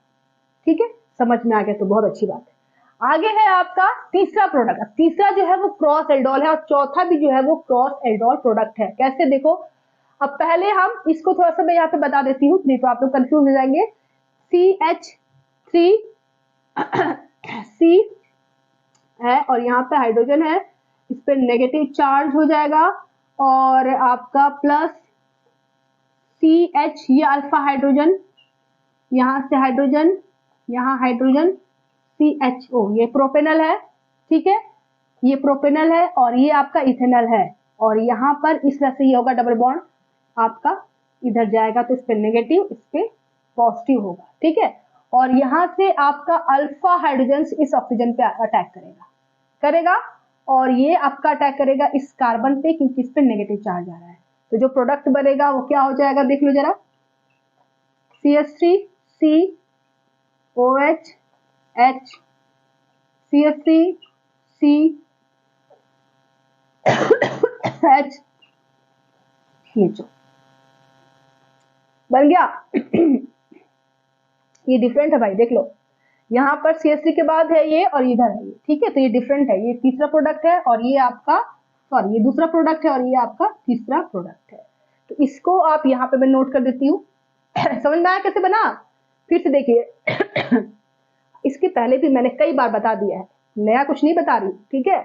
यहाँ पर आपको इधर गया इस ऑक्सीजन पे नेगेटिव, अल्फा कार्बन से अल्फा हाइड्रोजन निकलेगा और इस पे आके जुड़ेगा ऑक्सीजन पे, तो यहाँ पे सी पे नेगेटिव आएगा और यहाँ पे सी पे पॉजिटिव है, दोनों को जोड़ दो, यहाँ पे OH हो गया, ये जुड़ गया आपका यहाँ से, और यहाँ पर आपका जो जुड़ा CH3COH, ये हाइड्रोजन, ये आपका CH2, सॉरी यहाँ पे कुछ गड़बड़ हो गया है, ये हो जाएगा CH और यहाँ पर आपका इससे जुड़ गया CH3 और यहाँ पर हो जाएगा CHO, ठीक है। चलो अब सही है, अब सही है ना, फिर से देख लेते हैं इसको। ये हो गया CH3, यहाँ पर ये इसका हाइड्रोजन यहाँ चला गया, OH हो गया H, अब इस कार्बन से जुड़ा है, ये वाला कार्बन इस कार्बन से जुड़ा है जिसके पास एक हाइड्रोजन है, एक CH3 है और एक CHO है, तो ये बन गया तीसरा प्रोडक्ट, ठीक है। पहले वाला शायद मैंने जल्दी में कर दिया था, चलो ये हो गया। अब यहाँ पर मैं इसको नोट कर देती हूँ, CH3 C OH H CH CH3 और यहाँ CH, ठीक है। अल्फा हाइड्रोजन्स को ही आप इस पे अटैक कराएंगे, अल्फा हाइड्रोजन्स को ही अटैक कराएंगे, ठीक है। और यहाँ पर आपका CH CH3 CHO, ठीक है, अल्फा हाइड्रोजन्स को ही अटैक कराएंगे और ये दोनों कार्बन आपस में जुड़ जाएंगे, तो ये आपका तीसरा प्रोडक्ट बनके रेडी हो गया। तो ये जो बना ये क्रॉस से बना, ये एक प्रोपेनल है और ये एक इथेनॉल है, ठीक है। अब यहाँ पर मैं क्या करूंगी कि अब प्रोपेनल से प्रोपेनल को अब मैं डबल बॉन्ड O जो है उसका ऑक्सीजन में शिफ्ट कराऊंगी और इथेनॉल को न्यूक्लियोफाइल क्रिएट करूंगी। अभी यहाँ पर जो न्यूक्लियोफाइल बन रहा था वो प्रोपेनल बन रहा था, ठीक है, यहाँ पे प्रोपेनल न्यूक्लियोफाइल बन रहा था, लेकिन अब मैं इथेनॉल को न्यूक्लियोफाइल बनाऊंगी, ठीक है। चलिए देखिए, तो अब यहाँ पर पहले इस वाले केस में प्रोपेनल का अल्फा हाइड्रोजन निकल रहा था और न्यूक्लियोफाइल बन रहा था, लेकिन अब मैं इथेनॉल का अल्फा हाइड्रोजन निकालूंगी और यहाँ पे न्यूक्लियोफाइल क्रिएट करूंगी, तब देखते हैं कि होता क्या है, ठीक है। तो सबसे पहले प्रोपेनल को मैं बना देती हूँ यहाँ पे CH3 CH2 C double bond OH plus CH2 hydrogen C double bond OH, ये इथेनॉल, ये प्रोपेनल, ये इथेनॉल, ये इधर गया नेगेटिव पॉजिटिव, हाइड्रोजन पर अटैक किया, इस पर नेगेटिव, ये दोनों आपस में जुड़ गए। तो क्या बना CH3 CH2 COH और इससे एक हाइड्रोजन अटैच है CH2 C double bond OH, ये बन गया आपका चौथा प्रोडक्ट। फिर से एक बार चेक कर लीजिए, यहाँ पर आपने इथेनॉल को न्यूक्लियोफाइल बनाया है, इसके पहले वाले केस में, इस वाले केस में प्रोपेनल को न्यूक्लियोफाइल बना रहे थे, उसका अल्फा हाइड्रोजन निकल रहा था, तो यहाँ पर इसका निकला हाइड्रोजन यहाँ जुड़ गया, तो CH3 CH2 CHOH हो गया और यहाँ से निकला था तो इसका इस पे नेगेटिव था, इस पे पॉजिटिव था, दोनों आपस में जुड़ गए CH2 CHO, ये आपका चौथा प्रोडक्ट बन गया, ठीक है। तो ओवरऑल कितने प्रोडक्ट बने आपके? 4 प्रोडक्ट। तो ये जो प्रोडक्ट्स है आपके, ये 4th नंबर और ये 3rd नंबर, ये दोनों बने क्रॉस एल्डोल कंडेंसेशन रिएक्शन से, और ये जो प्रोडक्ट बने आपके सेल्फ एल्डोल कंडेंसेशन रिएक्शन से, ठीक है। थोड़ा भी कंफ्यूजन हो, रफ कॉपी उठाइए और करिए, ठीक है। रफ कॉपी उठा के इन दोनों का सेल्फ कंडेंसेशन कराइए, फिर इसका कराइए सेल्फ कंडेंसेशन, फिर इन दोनों का क्रॉस एल्डोल कंडेंसेशन, सब मैंने मैकेनिज्म के साथ बहुत बढ़िया से बताया आपको। फिर यह इसको आपके 2 प्रोडक्ट बनेंगे जो क्रॉस की वजह से बनेंगे और 2 बनेंगे सेल्फ की वजह से, ठीक है। तो जल्दी से इसको नोट कर लो। अब मैं आपको बताऊंगी कि ये आपने जो एसिटाल्डिहाइड लिया था या जो प्रोपेनल लिया था, इसमें आपका अल्फा हाइड्रोजन है, अल्फा हाइड्रोजन है, इस वजह से हमें इतने सारे प्रोडक्ट हमें मिल रहे हैं, 4 तरह के प्रोडक्ट। तो जब इतने सारे रिएक्शन में प्रोडक्ट बनने लगते हैं तो किसी एक प्रोडक्ट को सेपरेट करना बहुत मुश्किल हो जाता है, होगा ना। तो सेपरेशन इसमें, जैसे आपको ये सेपरेट करना है क्रॉस प्रोडक्ट, लेकिन साथ में सेल्फ प्रोडक्ट भी बन रहे हैं, तो प्रॉब्लम्स यहाँ पे क्रिएट होने लगती है। तो हम ऐसा क्या करें कि ये 4 तरह के प्रोडक्ट हमें ना बने, केवल 1 या 2 प्रोडक्ट बने, ताकि हम सेपरेट कर सके। उसके लिए हम यहाँ पे क्या करते हैं कि क्रॉस एल्डोल कंडेंसेशन में जो एक मॉलिक्यूल हम एल्डिहाइड और कीटोन का ले रहे हैं, उसमें हम अल्फा हाइड्रोजन को लेते हैं, लेकिन दूसरा जो मॉलिक्यूल्स है उसमें हम अल्फा हाइड्रोजन्स को नहीं लेते हैं। जब हम अल्फा हाइड्रोजन को लेंगे ही नहीं, जब हम अल्फा हाइड्रोजन्स को लेंगे ही नहीं तो वो सेल्फ एल्डोल कंडेंसेशन रिएक्शन को शो नहीं करेगा। जब हम अल्फा हाइड्रोजन्स वाले एल्डिहाइड और कीटोन को लेंगे ही नहीं तो वो सेल्फ एल्डोल कंडेंसेशन को नहीं करेगा, तो दो प्रोडक्ट इसमें से माइनस हो जाएंगे। एक तो इन दोनों में से एक प्रोडक्ट माइनस हो जाएगा और एक इन दोनों में से एक प्रोडक्ट माइनस हो जाएगा। ठीक है, एक खुद का सेल्फ कर रहा था तो वो एक प्रोडक्ट माइनस हो गया, एक खुद न्यूक्लियोफाइल बन रहा था या एक इलेक्ट्रोफाइल तो एक वो प्रोडक्ट माइनस हो जाएगा, क्योंकि वो एल्डोल शो करेगा ही नहीं, एल्डोल कंडेंसेशन शो ही नहीं करेगा। तो 4 में से 2 प्रोडक्ट माइनस हो जाएंगे और 2 ही प्रोडक्ट बनेंगे। चलिए जल्दी से इसको नोट कर लीजिए, अब हम उसको देखते हैं। तो स्टूडेंट्स, तो अब मैंने यहाँ पर लिया है एसिटाल्डिहाइड के साथ फॉर्मेल्डिहाइड और एसीटोन के साथ फॉर्मेल्डिहाइड। तो ये किसका एग्जांपल है? क्रॉस एल्डोल कंडेंसेशन का, क्योंकि डिफरेंट एल्डिहाइड है, एक कीटोन है एक एल्डिहाइड है, तो यहाँ पे डिफरेंट तरह के है, इस वजह से ये आपका क्रॉस एल्डोल कंडेंसेशन रिएक्शन कहलाएगा। तो इसके पहले आपने देखा कि जो हम एल्डिहाइड या जो कीटोन ले रहे थे उनमें अल्फा हाइड्रोजन थे, तो वो सेल्फ कंडेंसेशन रिएक्शन भी कर रहे थे और 4 तरह के प्रोडक्ट बन रहे थे। लेकिन अब हम क्या करेंगे कि हम ऐसा जो पहला मॉलिक्यूल है वो तो एल्डिहाइड और कीटोन ले सकते हैं, लेकिन जो दूसरा मॉलिक्यूल को अगर हम ऐसा एल्डिहाइड या कीटोन ले ले जिसमें अल्फा हाइड्रोजन हो ही ना, तो वो एल्डोल रिएक्शन को शो करेगा ही नहीं, एल्डोल कंडेंसेशन रिएक्शन को शो करेगा ही नहीं, तो सेल्फ प्रोडक्ट बनेगा ही नहीं। तो यहाँ पर केवल एक ही प्रोडक्ट आपका बनेगा। चलो देखते हैं कैसे। तो यहाँ पर फॉर्मेल्डिहाइड के पास अल्फा हाइड्रोजन है ही नहीं, तो ये न्यूक्लियोफाइल का काम नहीं करेगा। फिर ये क्या काम करेगा? इलेक्ट्रोफाइल का। अल्फा हाइड्रोजन निकल जाता तब न्यूक्लियोफाइल बनता, लेकिन यहाँ पे अल्फा हाइड्रोजन है ही नहीं, तो ये फाइनली आपका काम करेगा इलेक्ट्रोफाइल का। और यहाँ पर अल्फा हाइड्रोजन है तो वो यहाँ से निकलेगा। ठीक है, यहाँ पर मैं 2 कर देती हूँ रिएक्शन को समझाने के लिए आपको, और यहाँ पे H कर देती हूँ। तो यहाँ पर एसिडिक हाइड्रोजन है H प्लस और ये माइनस हो जाएगा, न्यूक्लियोफाइल का काम करेगा। तो ये आपका H प्लस इस ओर नेगेटिव अटैक करेगा और ये C माइनस ये इस C प्लस पे और जुड़ जाएंगे आपस में और आपका बन जाएगा, क्या बनेगा बताओ? ये कार्बन CH2 इससे अटैच हो रहा है। ठीक है, तो सबसे पहले मैं इस CHO को बना देती हूँ क्योंकि ये बीच में है, तो ये हो जाएगा CHO बन गया, इससे अटैच है CH2 CH2। या तो एक काम करती हूँ, इसको इस तरह से ना बना के इधर से बना देती हूँ, मतलब OH, ये आपका OH हो गया, ये अल्फा हाइड्रोजन इस पर अटैक किया, तो ये OH किससे जुड़ा है? इस कार्बन से जुड़ा है।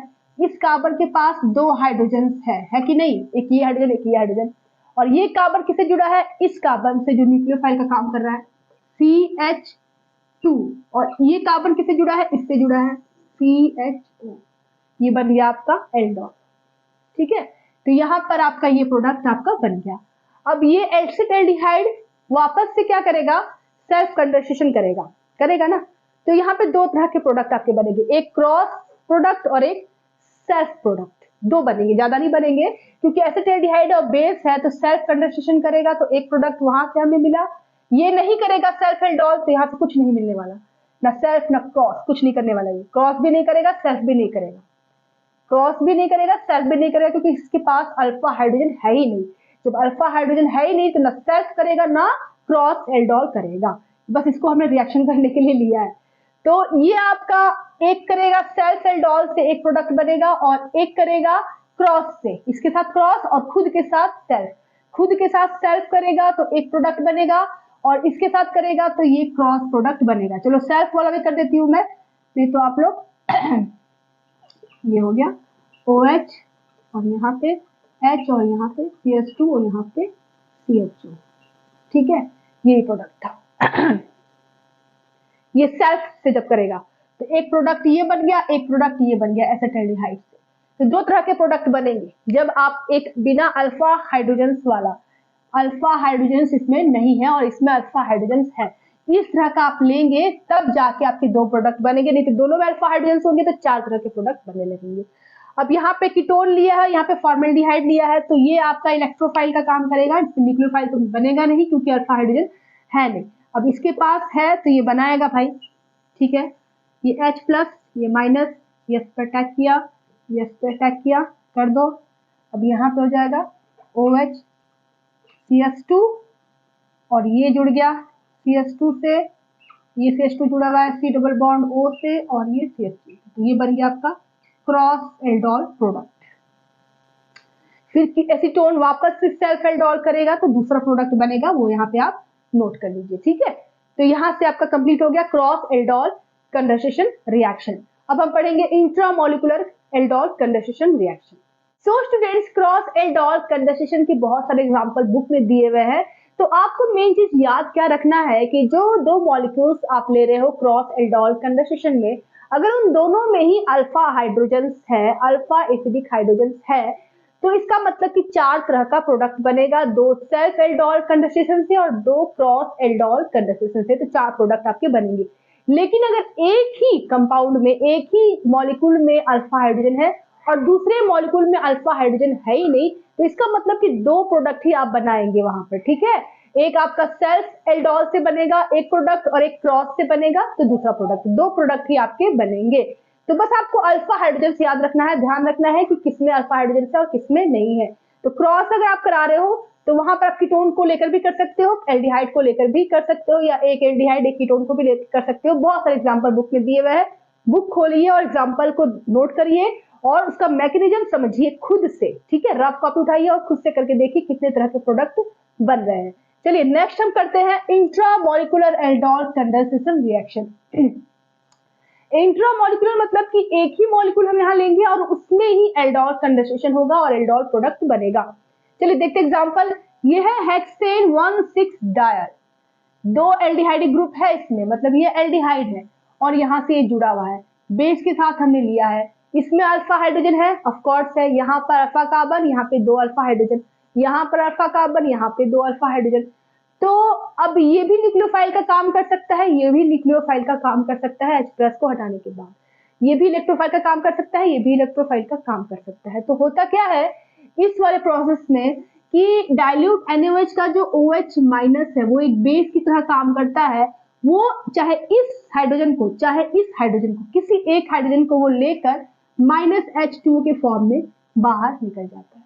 चाहे वो इस पर अटैक करेगा, इस अल्फा हाइड्रोजन पे OH-, या तो इस अल्फा हाइड्रोजन पे अटैक करेगा और सपोज दैट कि इस पे किया तो यहाँ से H निकाला और OH- के साथ मिलकर H2 बना लिया।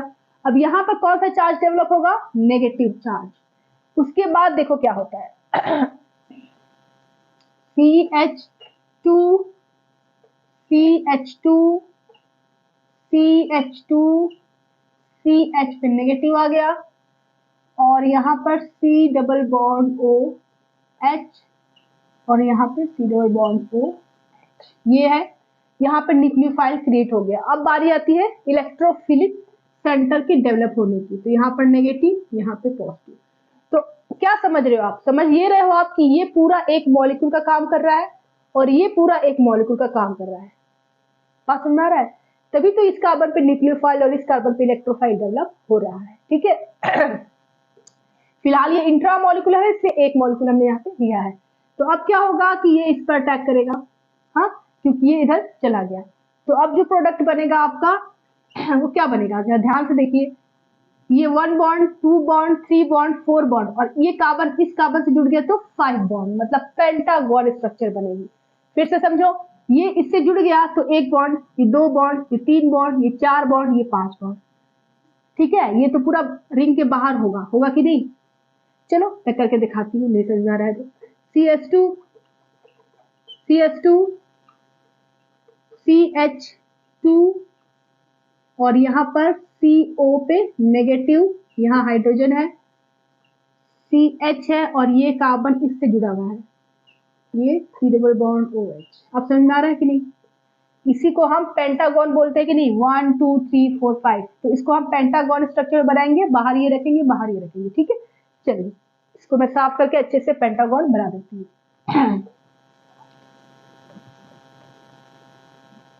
चलिए हो गया इतना।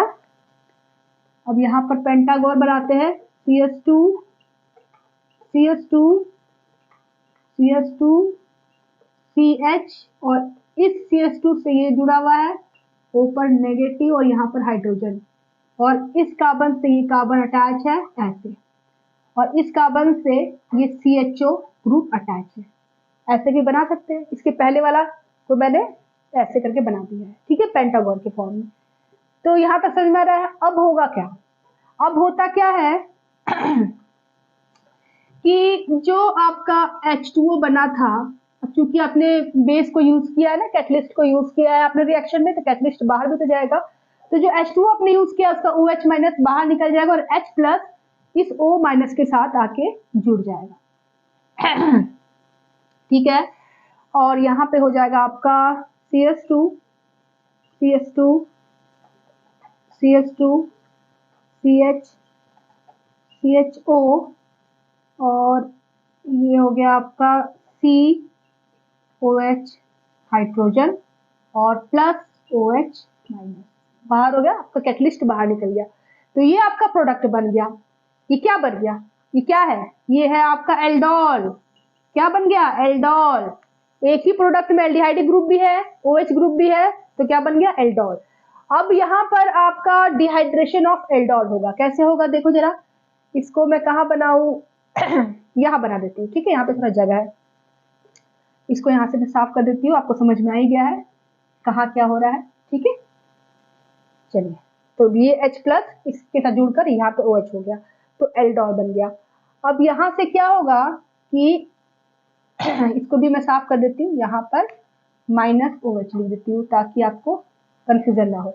अब ये जो आपका बना है एल्डोल, ये एल्डोल क्या करेगा, H प्लस और H2O के प्रेजेंस में डिहाइड्रेशन करेगा और वाटर को बाहर निकालेगा। कैसे बाहर निकलेगा वाटर, तो एक तो OH यहाँ से निकलेगा और एक H यहाँ से निकलेगा, ठीक है।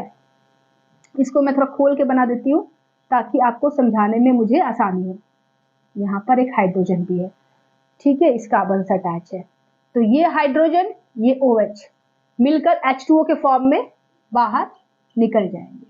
इस कार्बन की एक वैलेंसी फ्री हुई, इस कार्बन की एक वैलेंसी फ्री हुई, तो यहाँ पे डबल बॉन्ड क्रिएट हो जाएगा। इस कार्बन की यहाँ से हाइड्रोजन निकला, इस कार्बन से यहाँ पे OH निकला, तो यहाँ पे डबल बॉन्ड बन जाएगा। एक वैलेंसी इसकी फ्री हुई, एक वैलेंसी इसकी फ्री हुई, डबल बॉन्ड बन जाएगा। तो अब बनाइए जरा CH2 CH2 CH2 CHO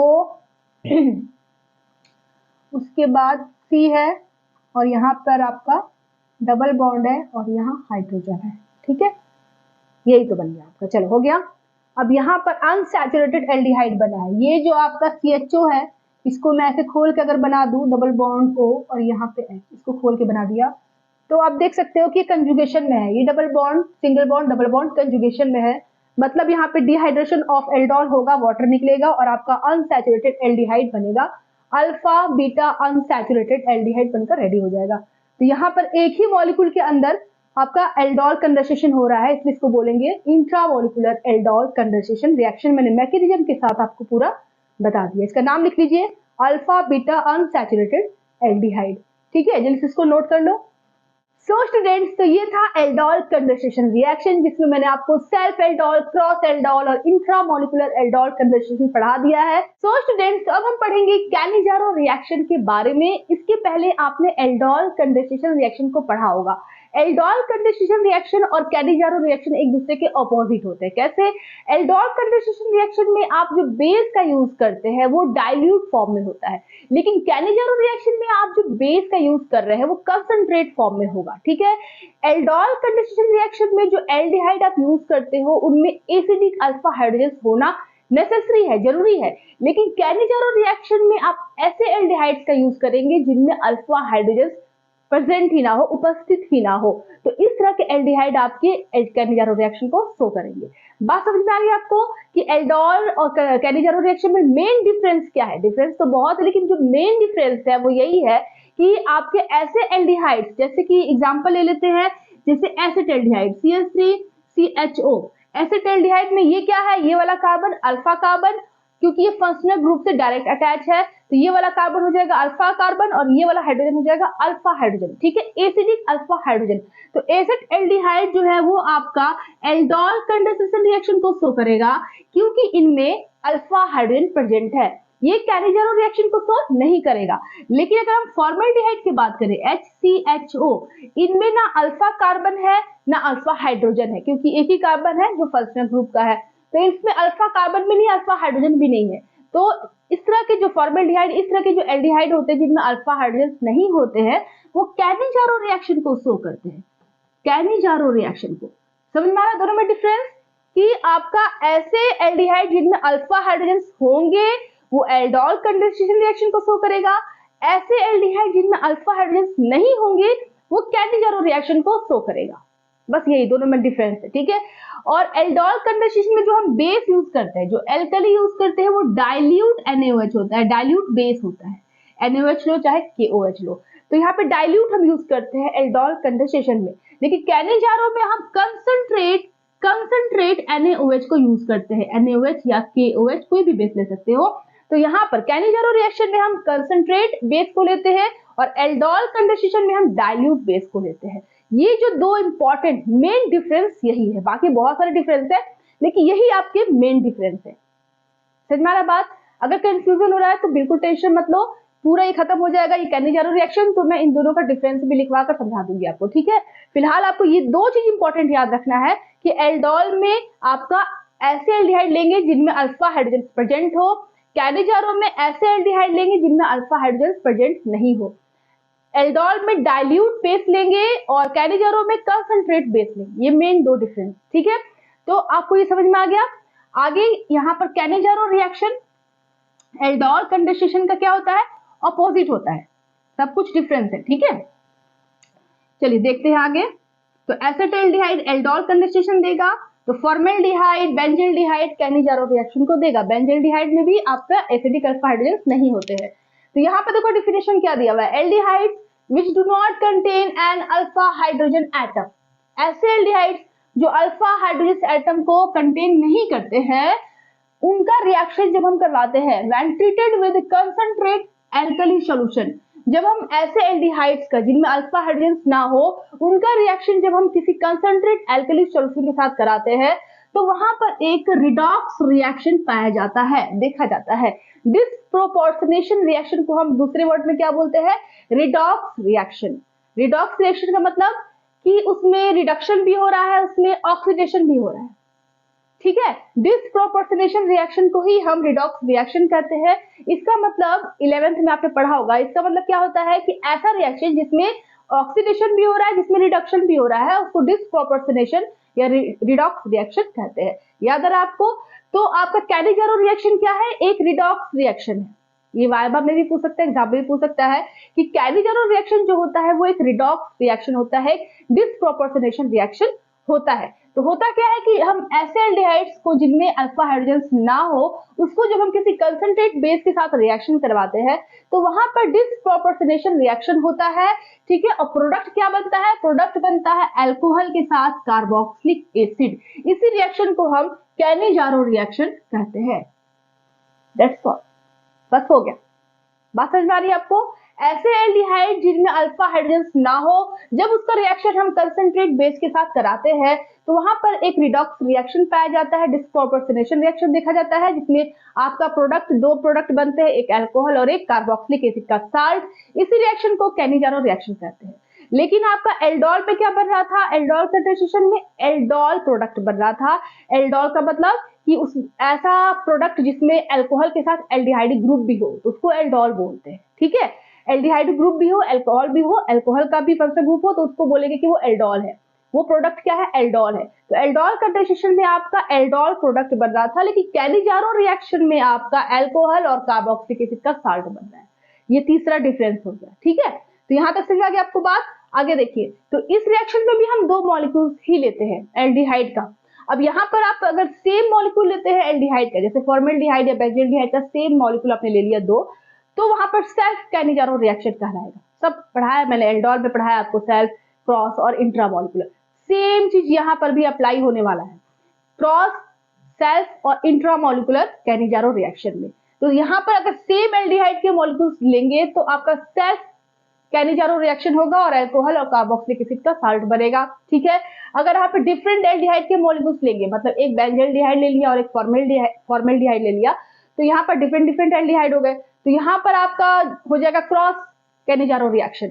अगर आपने एक ही एल्डिहाइड लिया है जिसमें आपका अल्फा हाइड्रोजन भी नहीं है और कंसंट्रेट बेस के साथ आपने लिया है, तो उस तरह के एल्डिहाइड इंट्रामोलिकुलर कैनिजारो रिएक्शन को शो करते हैं। ठीक है, तो यहाँ पर आपको मैंने इस तरह से लिख दिया ताकि आपको कंफ्यूजन ना हो। यहाँ पे दो एल्डिहाइड के मॉलिक्यूल्स हैं जिनमें अल्फा हाइड्रोजन नहीं होते हैं, वो कंसंट्रेट एल्कली के साथ हीट जब हम करते हैं तो अल्कोहल बनता है और साथ में कार्बोक्सिलिक एसिड का साल्ट बनता है। अब कैसे होगा सब मैं आपको बताऊंगी मैकेनिज्म के साथ, बिल्कुल घबराने की जरूरत नहीं है।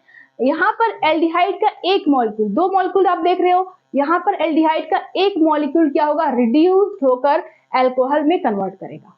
रिड्यूस मतलब कि एल्डिहाइड के मॉलिक्यूल में हाइड्रोजन घुस गया और आपका क्या बन गया, अल्कोहल बन गया। ठीक है, तो इसको बोलेंगे कि एक एल्डिहाइड से अल्कोहल बन गया मतलब रिड्यूस्ड हो गया। अब एक एल्डिहाइड जो दूसरा एल्डिहाइड बचा हुआ है वो ऑक्सीडाइज होकर कार्बोक्सिलिक एसिड बना दिया। कार्बोक्सिलिक एसिड में ऑक्सीजन ज्यादा होता है, मतलब वो क्या हो रहा है, ऑक्सीडाइज हो रहा है। एक एल्डिहाइड का मॉलिक्यूल क्या हो रहा है, ऑक्सीडाइज होकर कार्बोक्सिलिक एसिड का साल्ट बना रहा है। तो यहाँ पर आपका इस रिएक्शन में रिडक्शन भी हो रहा है और ऑक्सीडेशन भी हो रहा है। एक मॉलिक्यूल रिड्यूस्ड हो रहा है और एक मॉलिक्यूल ऑक्सीडाइज भी हो रहा है, इसलिए इसको बोलेंगे ये आपका डिसप्रोपोर्शनेशन रिएक्शन है। डिसप्रोपोर्शनेशन रिएक्शन है, इसी को हम बोलते हैं कैनिजारो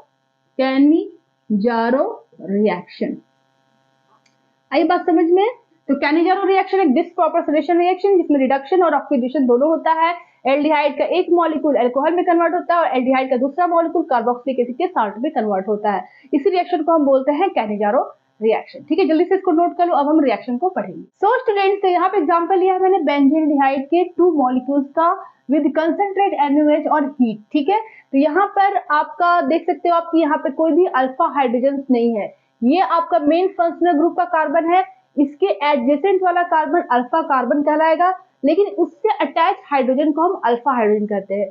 तो यहाँ पर आप देख सकते हैं कि कोई भी अल्फा हाइड्रोजन नहीं है, यहाँ पे कार्बन की चारों वैलेंसी कार्बन से सेटिस्फाइड है, तो इसके पास अल्फा हाइड्रोजन नहीं है, मतलब ये आपका कैनिजारो रिएक्शन को शो करेगा। यहाँ पे कंसंट्रेट NaOH है, हीट है, और यहाँ पे आपका ऐसा एल्डिहाइड है जिसमें अल्फा हाइड्रोजन नहीं है, तो ये क्या है, कैनिजारो रिएक्शन का एग्जाम्पल है। ठीक है, ये पहचानने का तरीका है।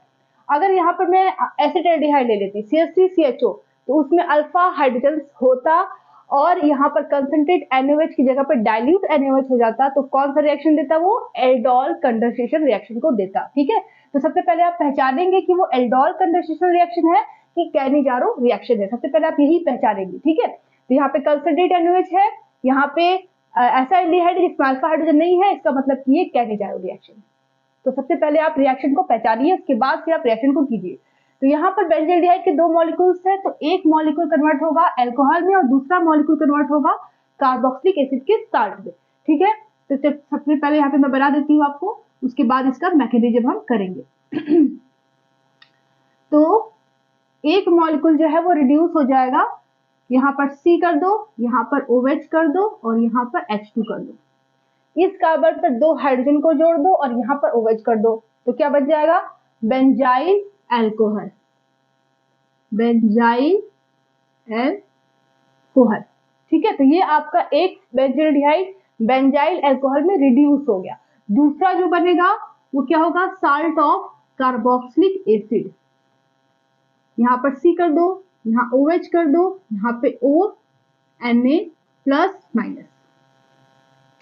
इस कार्बन से यहाँ पर OH कर दो और यहाँ पे C=OH होगा ना, तो यहाँ पर हाइड्रोजन को हटाकर Na+ कर दो, तो ये क्या बन गया आपका बेंजोइक एसिड का साल्ट। तो इसको बोलेंगे साल्ट ऑफ बेंजोइक एसिड। ठीक है, या कार्बोक्सिलिक एसिड का साल्ट। चलिए इसका मैकेनिज्म देख लेते हैं कि ये बनता कैसे है। ठीक है, सबसे पहले इसका मैकेनिज्म देखते हैं। फर्स्ट स्टेप में क्या होगा, जो फर्स्ट स्टेप होता है, यहाँ पर जो हमने बेस लिया है वो क्या क्रिएट करेगा, OH- आयन को क्रिएट करेगा। तो अब यहाँ पर जो बेंजील्डिहाइड का पहला मॉलिक्यूल है वो यहाँ पर काम करेगा। ठीक है, C=OH, ये क्या है, बेंजील्डिहाइड का पहला मॉलिक्यूल। यहाँ पर OH- जो आपने बेस में लिया है वो आएगा, ये फर्स्ट स्टेप में रिएक्शन होती है। तो अगर यहाँ पर अल्फा हाइड्रोजन होता, अल्फा कार्बन के पास अल्फा हाइड्रोजन होता, तो यहाँ पर OH- एक बेस का काम करता, वो उस हाइड्रोजन के साथ मिलकर वाटर के फॉर्म में निकल जाता। क्यों? क्योंकि जो अल्फा हाइड्रोजन होते हैं वो एसिडिक हाइड्रोजन होते हैं और ये बेस है, तो वो बेस उस एसिड के साथ रिएक्शन किया अल्फा हाइड्रोजन के साथ और H2O के फॉर्म में बाहर निकल गया। लेकिन यहाँ पर अल्फा हाइड्रोजन नहीं है, तो ये आपका जो OH माइनस है ये एक न्यूक्लियोफाइल का यहाँ पे काम करेगा। मैंने आपको न्यूक्लियोफाइल जब पढ़ाया था तो आपको बताया था मैंने कि कोई भी बेस कब बेस का काम करता है और कब न्यूक्लियोफाइल का काम करता है। अगर एसिडिक हाइड्रोजन है तो वो बेस का काम करेगा, लेकिन अगर एसिडिक हाइड्रोजन नहीं है, इलेक्ट्रोफिलिक कार्बन है, तो वो OH माइनस न्यूक्लियोफाइल का काम करेगा। यहाँ पर आपका एसिडिक हाइड्रोजन नहीं है, एब्सेंस है यहाँ पे, तो अब क्या होगा कि ये नेगेटिव, ये ऐसे मूव किया यहाँ पे नेगेटिव और इस कार्बन पे पॉजिटिव चार्ज डेवलप होगा। अब ये OH माइनस देखिएगा यहाँ पे अल्फा हाइड्रोजन तो है नहीं, एसिड है ही नहीं, तो ये OH माइनस उस एसिड पे रिएक्शन नहीं करेगा, वो कहाँ अटैक करेगा? इस इलेक्ट्रोफिलिक कार्बन पे अटैक करेगा और क्या बना लेगा? इस तरह से CO माइनस H और OH, यहाँ पे क्या बन गया आपका? आयन बन गया, इस O पे नेगेटिव चार्ज। ठीक है, अब क्या होगा? तो ये जो रिएक्शन है ये फास्ट रिएक्शन होती है, तो यहाँ पर आपका वापस से ये O नेगेटिव इस तरह से आएगा और यहाँ पर H माइनस के फॉर्म में बाहर निकल जाएगा। क्यों?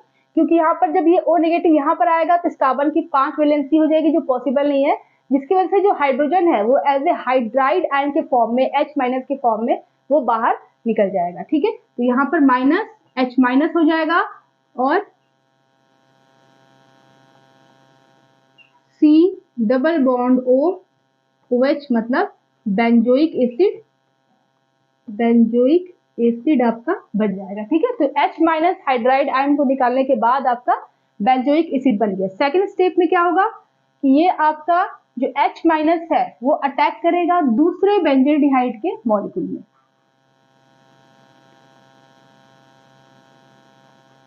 ठीक है, C डबल बॉन्ड OH, पहला बेंजील्डिहाइड के मॉलिक्यूल से क्या बन गया? Benzoic acid.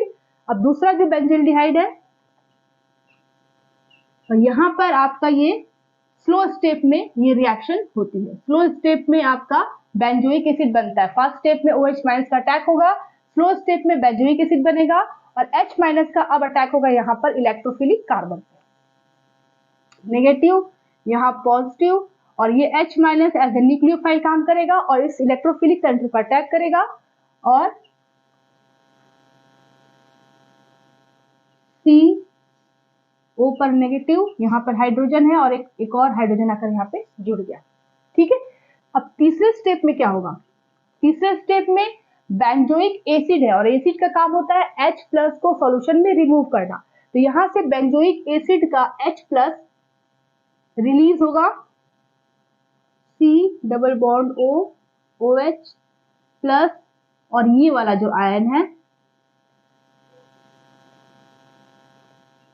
CO negative hydrogen hydrogen. ठीक है, यहाँ पर क्या होगा? यहाँ से ब्रेक करेगा और H प्लस और ये O माइनस। क्यों ऐसा होगा? क्योंकि ये एसिड है और एसिड हमेशा H प्लस को रिलीज करता है, तो यहाँ पर ये H प्लस इस O नेगेटिव के पास चला जाएगा और बन जाएगा बेंजाइल अल्कोहल, COH हाइड्रोजन और ये हाइड्रोजन, ये क्या बन गया? C6H5CH2OH, C6H5CH2OH, तो क्या बन गया? Benzyl alcohol. तो एक आपका बना बेंजोइक एसिड, बेंजोइक एसिड से H प्लस निकला और कहाँ अटैक किया? एल्कोक्साइड आयन पे, इसको बोलेंगे एल्कोक्साइड आयन।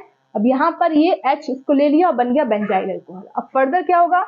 अब ये जो आयन बचा हुआ है C6H5COO नेगेटिव, ये क्या करेगा कि आपके मीडियम में सॉल्यूशन में सोडियम प्लस भी तो है, ये OH माइनस कहाँ से आया? NaOH से आया, तो Na प्लस जो बचा हुआ है वो इस O माइनस के साथ आके जुड़ जाएगा और बेंजोइक एसिड का साल्ट बन जाएगा, salt of benzoic acid, ON plus negative, ये बन गया आपका दूसरा product salt of benzoic acid. ठीक है, यहाँ पर डबल बॉन्ड O होगा और यहाँ से ये इस तरह से होगा। ठीक है, तो यहाँ पर साल्ट ऑफ बेंजोइक एसिड आपका यहाँ पे बन गया और पहला प्रोडक्ट आपका बन गया बेंजाइल अल्कोहल। इसको जल्दी से नोट करिए। स्टूडेंट्स हमारा जो नेक्स्ट एग्जांपल है वो है फॉर्मेल्डिहाइड का। यहाँ पे फॉर्मेल्डिहाइड के मैंने दो मॉलिक्यूल्स लिए हुए हैं कंसंट्रेट NaOH के साथ और हीट करेंगे, ठीक है। तो यहाँ पर एक जो फॉर्मेल्डिहाइड का मॉलिक्यूल है वो किस में कन्वर्ट हो जाएगा, एक कार्बन वाले अल्कोहल में, मतलब CH3OH में, मतलब मैथिल अल्कोहल में, ठीक है। और ये जो आपका दूसरा मॉलिक्यूल है फॉर्मेल्डिहाइड का, ये किस में कन्वर्ट हो जाएगा, एक कार्बन वाले कार्बोक्सिलिक एसिड में, मतलब HCOOH। ये क्या है, फॉर्मिक एसिड। अब यहाँ पे सोडियम है तो इस H को हटाकर यहाँ पे इसका साल्ट बना देंगे, मतलब सोडियम फॉर्मेट। एक कार्बन वाला अल्कोहल मतलब मैथिल अल्कोहल, और एक कार्बन वाला कार्बोक्सिलिक एसिड मतलब फॉर्मिक एसिड, और उसका H हटाकर यहाँ पे Na को जोड़ देंगे तो ये बन जाएगा अल्कोहल, और ये बन जाएगा सोडियम फॉर्मेट, ठीक है। चलिए इसका मैकेनिज्म देख लेते हैं। सेम पहले जैसा ही मैकेनिज्म है। पहले स्टेप में क्या होगा कि एक फॉर्मेल्डिहाइड का मॉलिक्यूल कुछ इस तरह से, और यहाँ पर जो हमने बेस लिया है OH-, अल्फा हाइड्रोजन नहीं है तो ये न्यूक्लियोफाइल का काम करेगा, और ये कहाँ अटैक करेगा, इस इलेक्ट्रोफिलिक कार्बन पे, HCO- हाइड्रोजन और यहाँ पर OH, ठीक है।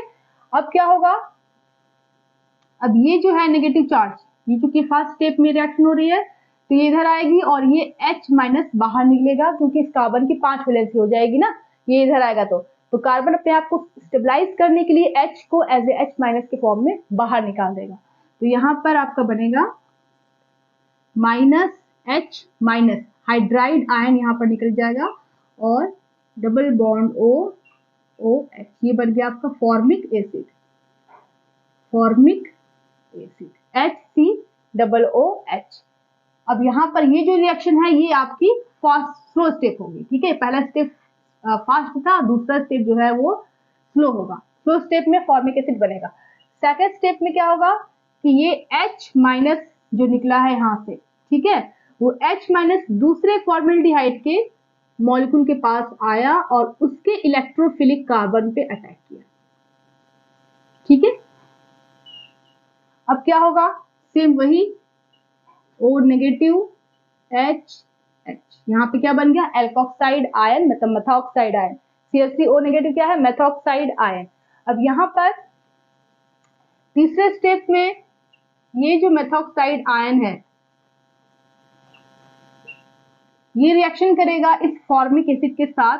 कैसे करेगा, देखो यहाँ पर OH+- क्योंकि कार्बोक्सिलिक एसिड क्या है, एसिड है, तो H+ को रिलीज करेगा सॉल्यूशन में, और ये H+ इस O- से आके जुड़ जाएगा, तो HCH और यहाँ पर OH क्या बन गया, अल्कोहल।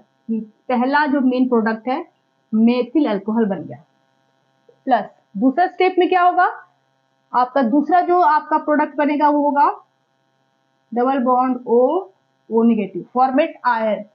अब ये जो फॉर्मेट आयन है HC डबल बॉन्ड O-, ये आपका जो सोडियम प्लस बचा हुआ है सॉल्यूशन में उसके साथ मिलकर साल्ट ऑफ फॉर्मिक एसिड बना लेगा। तो ये आपका दूसरा प्रोडक्ट बन गया, साल्ट ऑफ फॉर्मिक एसिड,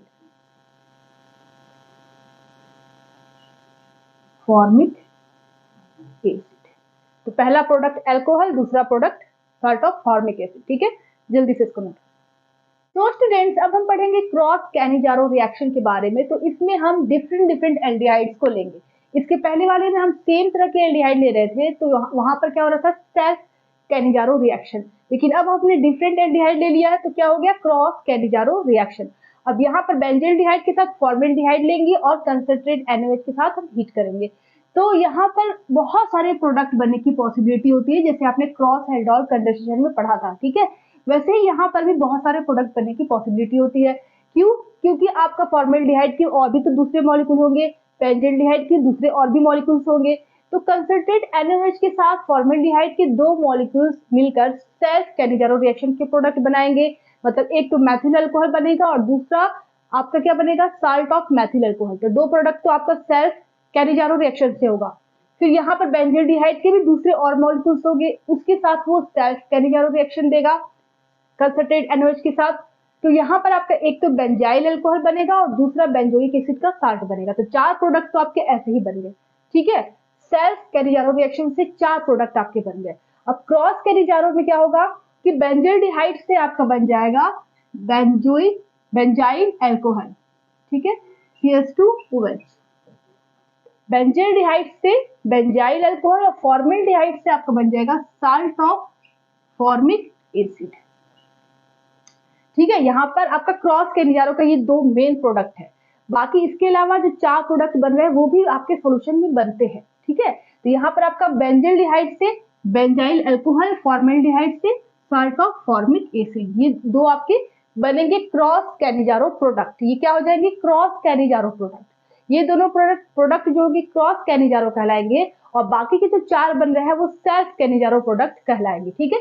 इसका मैकेनिज्म आप खुद से भी कर सकते हैं, क्योंकि जस्ट लाइक पहले वाला जो मैकेनिज्म मैंने बताया था ठीक वैसा ही है। पहले स्टेप में आप बेंजल्डिहाइड का रिएक्शन करवाएंगे OH- के साथ, तो फिर आपका जो प्रोडक्ट बनेगा उसका फिर H- निकालिए और फिर फॉर्मल्डिहाइड के साथ जोड़िए और फिर प्रोडक्ट देखिए कि क्या क्या बनता है। मैकेनिज्म सबका सेम है। पहले स्टेप में आप बेंजल्डिहाइड का OH- से रिएक्शन करवाइए तो आपका प्रोडक्ट बनेगा। फिर दूसरा केस लीजिए, दूसरे केस में हो सकता है कि OH- इस फॉर्मल्डिहाइड पर अटैक करे, उसके बाद इसमें से H- निकले और फिर जाकर बेंजल्डिहाइड से जुड़े, तो वहां पर भी प्रोडक्ट बनेगा। तो सारा आप प्रोडक्ट यहाँ पर निकाल के आप खुद से रफ कॉपी में कीजिए, ठीक है। तो ये हो गया आपका cross Cannizzaro reaction. So students, तो आपने जो क्रॉस एल्डोल कंडेंसेशन मैंने पढ़ाया था आप लोगों को अपने पिछले क्लास में, तो उसमें मैंने आपको काफी डिटेल से मैकेनिज्म के साथ कौन कौन से प्रोडक्ट बनते हैं सब मैंने बताया था। क्रॉस कैनिजारो रिएक्शन भी सेम वैसा ही है और इसका भी मैकेनिज्म मैंने सेल्फ कैनिजारो रिएक्शन में बता दिया है। तो आपको बस क्या करना है कि रफ कॉपी उठाना है और प्रोडक्ट बना बना के आपको देखना है कि कौन कौन से प्रोडक्ट बन रहे हैं और सारे प्रोडक्ट का नाम आप कमेंट बॉक्स में मुझे लिखकर बताएंगे कि आपने कौन कौन सा प्रोडक्ट बनाया है। काफी आसान था, इसलिए मैंने मैकेनिज्म को छोड़ दिया, क्योंकि सेल्फ जो कैनिजारो रिएक्शन है उसका जो मैकेनिज्म है वही आपका क्रॉस में भी लगेगा, वही आपका ग्लाइऑक्सल में भी, मतलब आपका इंट्रामोलिकुलर कैनिजारो रिएक्शन में भी लगेगा, ठीक है। तो यहाँ पर इंट्रामोलिकुलर कैनिजारो रिएक्शन जो थर्ड है वो क्या होता है कि इसमें एक ही एल्डिहाइड का मॉलिक्यूल लेंगे जिसमें अल्फा हाइड्रोजन ना हो। जैसे एग्जांपल है ग्लाइऑक्सल, इसमें ये ऐसा एल्डिहाइड है जिसमें अल्फा हाइड्रोजन नहीं है और ये इस तरह का जो एल्डिहाइड है ये इंट्रामोलिकुलर कैनिजारो रिएक्शन को शो करता है। क्यों? क्योंकि इसमें 2 एल्डिहाइडिक ग्रुप है, इस कंपाउंड में 2 एल्डिहाइडिक ग्रुप है, इस वजह से ये खुद ही एक दूसरे से ही आपका कैनिजारो रिएक्शन को शो करने लगते हैं, एक दूसरे से ही जुड़ने लगते हैं। ये वाला कार्बन एक दूसरे से ही जुड़ने लगते हैं और आपका क्या बन जाता है? कैनिजारो रिएक्शन कंसंट्रेट बेस के प्रेजेंस में, ठीक है। होता क्या है कि इस ग्लाइऑक्सल का, ठीक है, 2 एल्डिहाइडिक ग्रुप आपस में जुड़े हुए हैं, तो इस कंपाउंड का नाम है ग्लाइऑक्सल। तो इसमें क्या होता है कि एक कार्बन जो होता है वो अल्कोहल में कन्वर्ट हो जाएगा और एक कार्बन जो है वो साल्ट ऑफ एसिड में, कार्बोक्सिलिक एसिड में कन्वर्ट हो जाएगा। देखो कैसे, तो यहाँ पर ये जो कार्बन है ये अल्कोहल में कन्वर्ट हो गया और एक हाइड्रोजन, ठीक है, और ये जो कार्बन है ये एसिड में कन्वर्ट हो जाता है, salt of acid, negative positive. जैसे आपने अभी तक पढ़ा सेल्फ कैनिजारो, क्रॉस कैनिजारो, उसमें क्या हो रहा था कि एक मॉलिक्यूल अल्कोहल में एक मॉलिक्यूल एसिड में कन्वर्ट हो रहा था, लेकिन इस वाले केस में जो इंट्रामोलिकुलर है, जो आपस में ही अपने मॉलिक्यूल के अंदर ही रिएक्शन करने लगते हैं, कैनिजारो रिएक्शन कंसंट्रेट NaOH के साथ, और एक कार्बन अल्कोहल में और एक carbon salt of carboxylic acid में कन्वर्ट हो जाता है और ये प्रोडक्ट आपका बनता है। अब फर्दर हम डाइल्यूट HCl के साथ इसको ले लें, डाइल्यूट HCl के साथ, तो ये Cl और ये Na मिलकर माइनस NaCl के फॉर्म में निकल जाएगा और ये H प्लस यहाँ आ जाएगा, तो हो जाएगा H, इसको ऐसे लिखेंगे CH2OH COOH, CH2OH, ठीक है, और इसी कार्बन से ये जुड़ा हुआ है COO और H, इसको बोलते हैं ग्लाइकोलिक एसिड। नाम सुना होगा अगर आप बायो के, ठीक है, ग्लाइकोलिक एसिड। तो ये आपका क्या हुआ? इंट्रामोलिकुलर कैनिजारो रिएक्शन, ठीक है, जल्दी से इसको नोट। सो स्टूडेंट्स, तो अभी तक हम पढ़ रहे थे कि एल्डिहाइड और कीटोन जो है वो बेस के साथ एल्किली के साथ रिएक्शन करते हैं तो क्या क्या बनता है। तो पहला रिएक्शन आपने पढ़ा कि एल्डोल कंडेंसेशन, जिसमें हमने एल्डिहाइड कीटोन का बेस के साथ, डाइल्यूट बेस के साथ रिएक्शन करवाया। दूसरा आपने पढ़ा कैनिजारो रिएक्शन, जिसमें हमने एल्डिहाइड और कीटोन का कंसंट्रेट बेस के साथ रिएक्शन करवाया। तीसरा है रिएक्शन टिस-कैनिको रिएक्शन, ठीक है, ये तीसरा है, एल्डोल खत्म, कैनिजारो रिएक्शन खत्म। अब हम पढ़ेंगे टिस-कैनिको रिएक्शन के बारे में।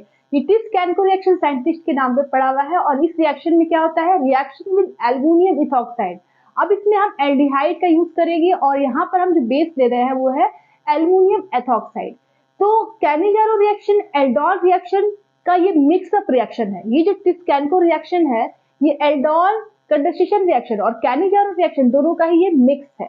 कैसे, इसमें हम ऐसा एल्डिहाइड या ऐसा कीटोन लेते हैं, मतलब उससे फर्क ही नहीं पड़ता कि अल्फा हाइड्रोजन हो या ना हो, हम इसमें एल्डिहाइड या कीटोन ऐसा लेंगे जिसमें अल्फा हाइड्रोजन हो या ना हो, इससे कोई मतलब नहीं है। आप कोई भी एल्डिहाइड इसमें ले सकते हैं, एसिटिल्डिहाइड ले सकते हैं या फॉर्मेल्डिहाइड ले सकते हैं, जिसमें अल्फा हाइड्रोजन हो या ना हो इससे मतलब नहीं है। तो यहाँ पर हमने एल्डिहाइड ले लिया, साथ में हमने एल्युमिनियम मेथॉक्साइड ले लिया, लेकिन जो प्रोडक्ट बनेगा वो बनेगा कैनिजारो रिएक्शन में जो प्रोडक्ट बन रहे थे वो प्रोडक्ट, जैसे एक अल्कोहल और एक कार्बोक्सिलिक एसिड। तो आधा आपको लगेगा कि एल्डोल कंडेंसेशन रिएक्शन है और आधा आपको लगेगा कि ये कैनिजारो रिएक्शन है। तो दोनों ही रिएक्शन का ये क्या है, मिक्सअप है। तो यहाँ पर जैसे मैंने एसिटिल्डिहाइड ले लिया तो इसमें 2 कार्बन है, तो 2 कार्बन वाला अल्कोहल बनेगा, मतलब एथिल अल्कोहल।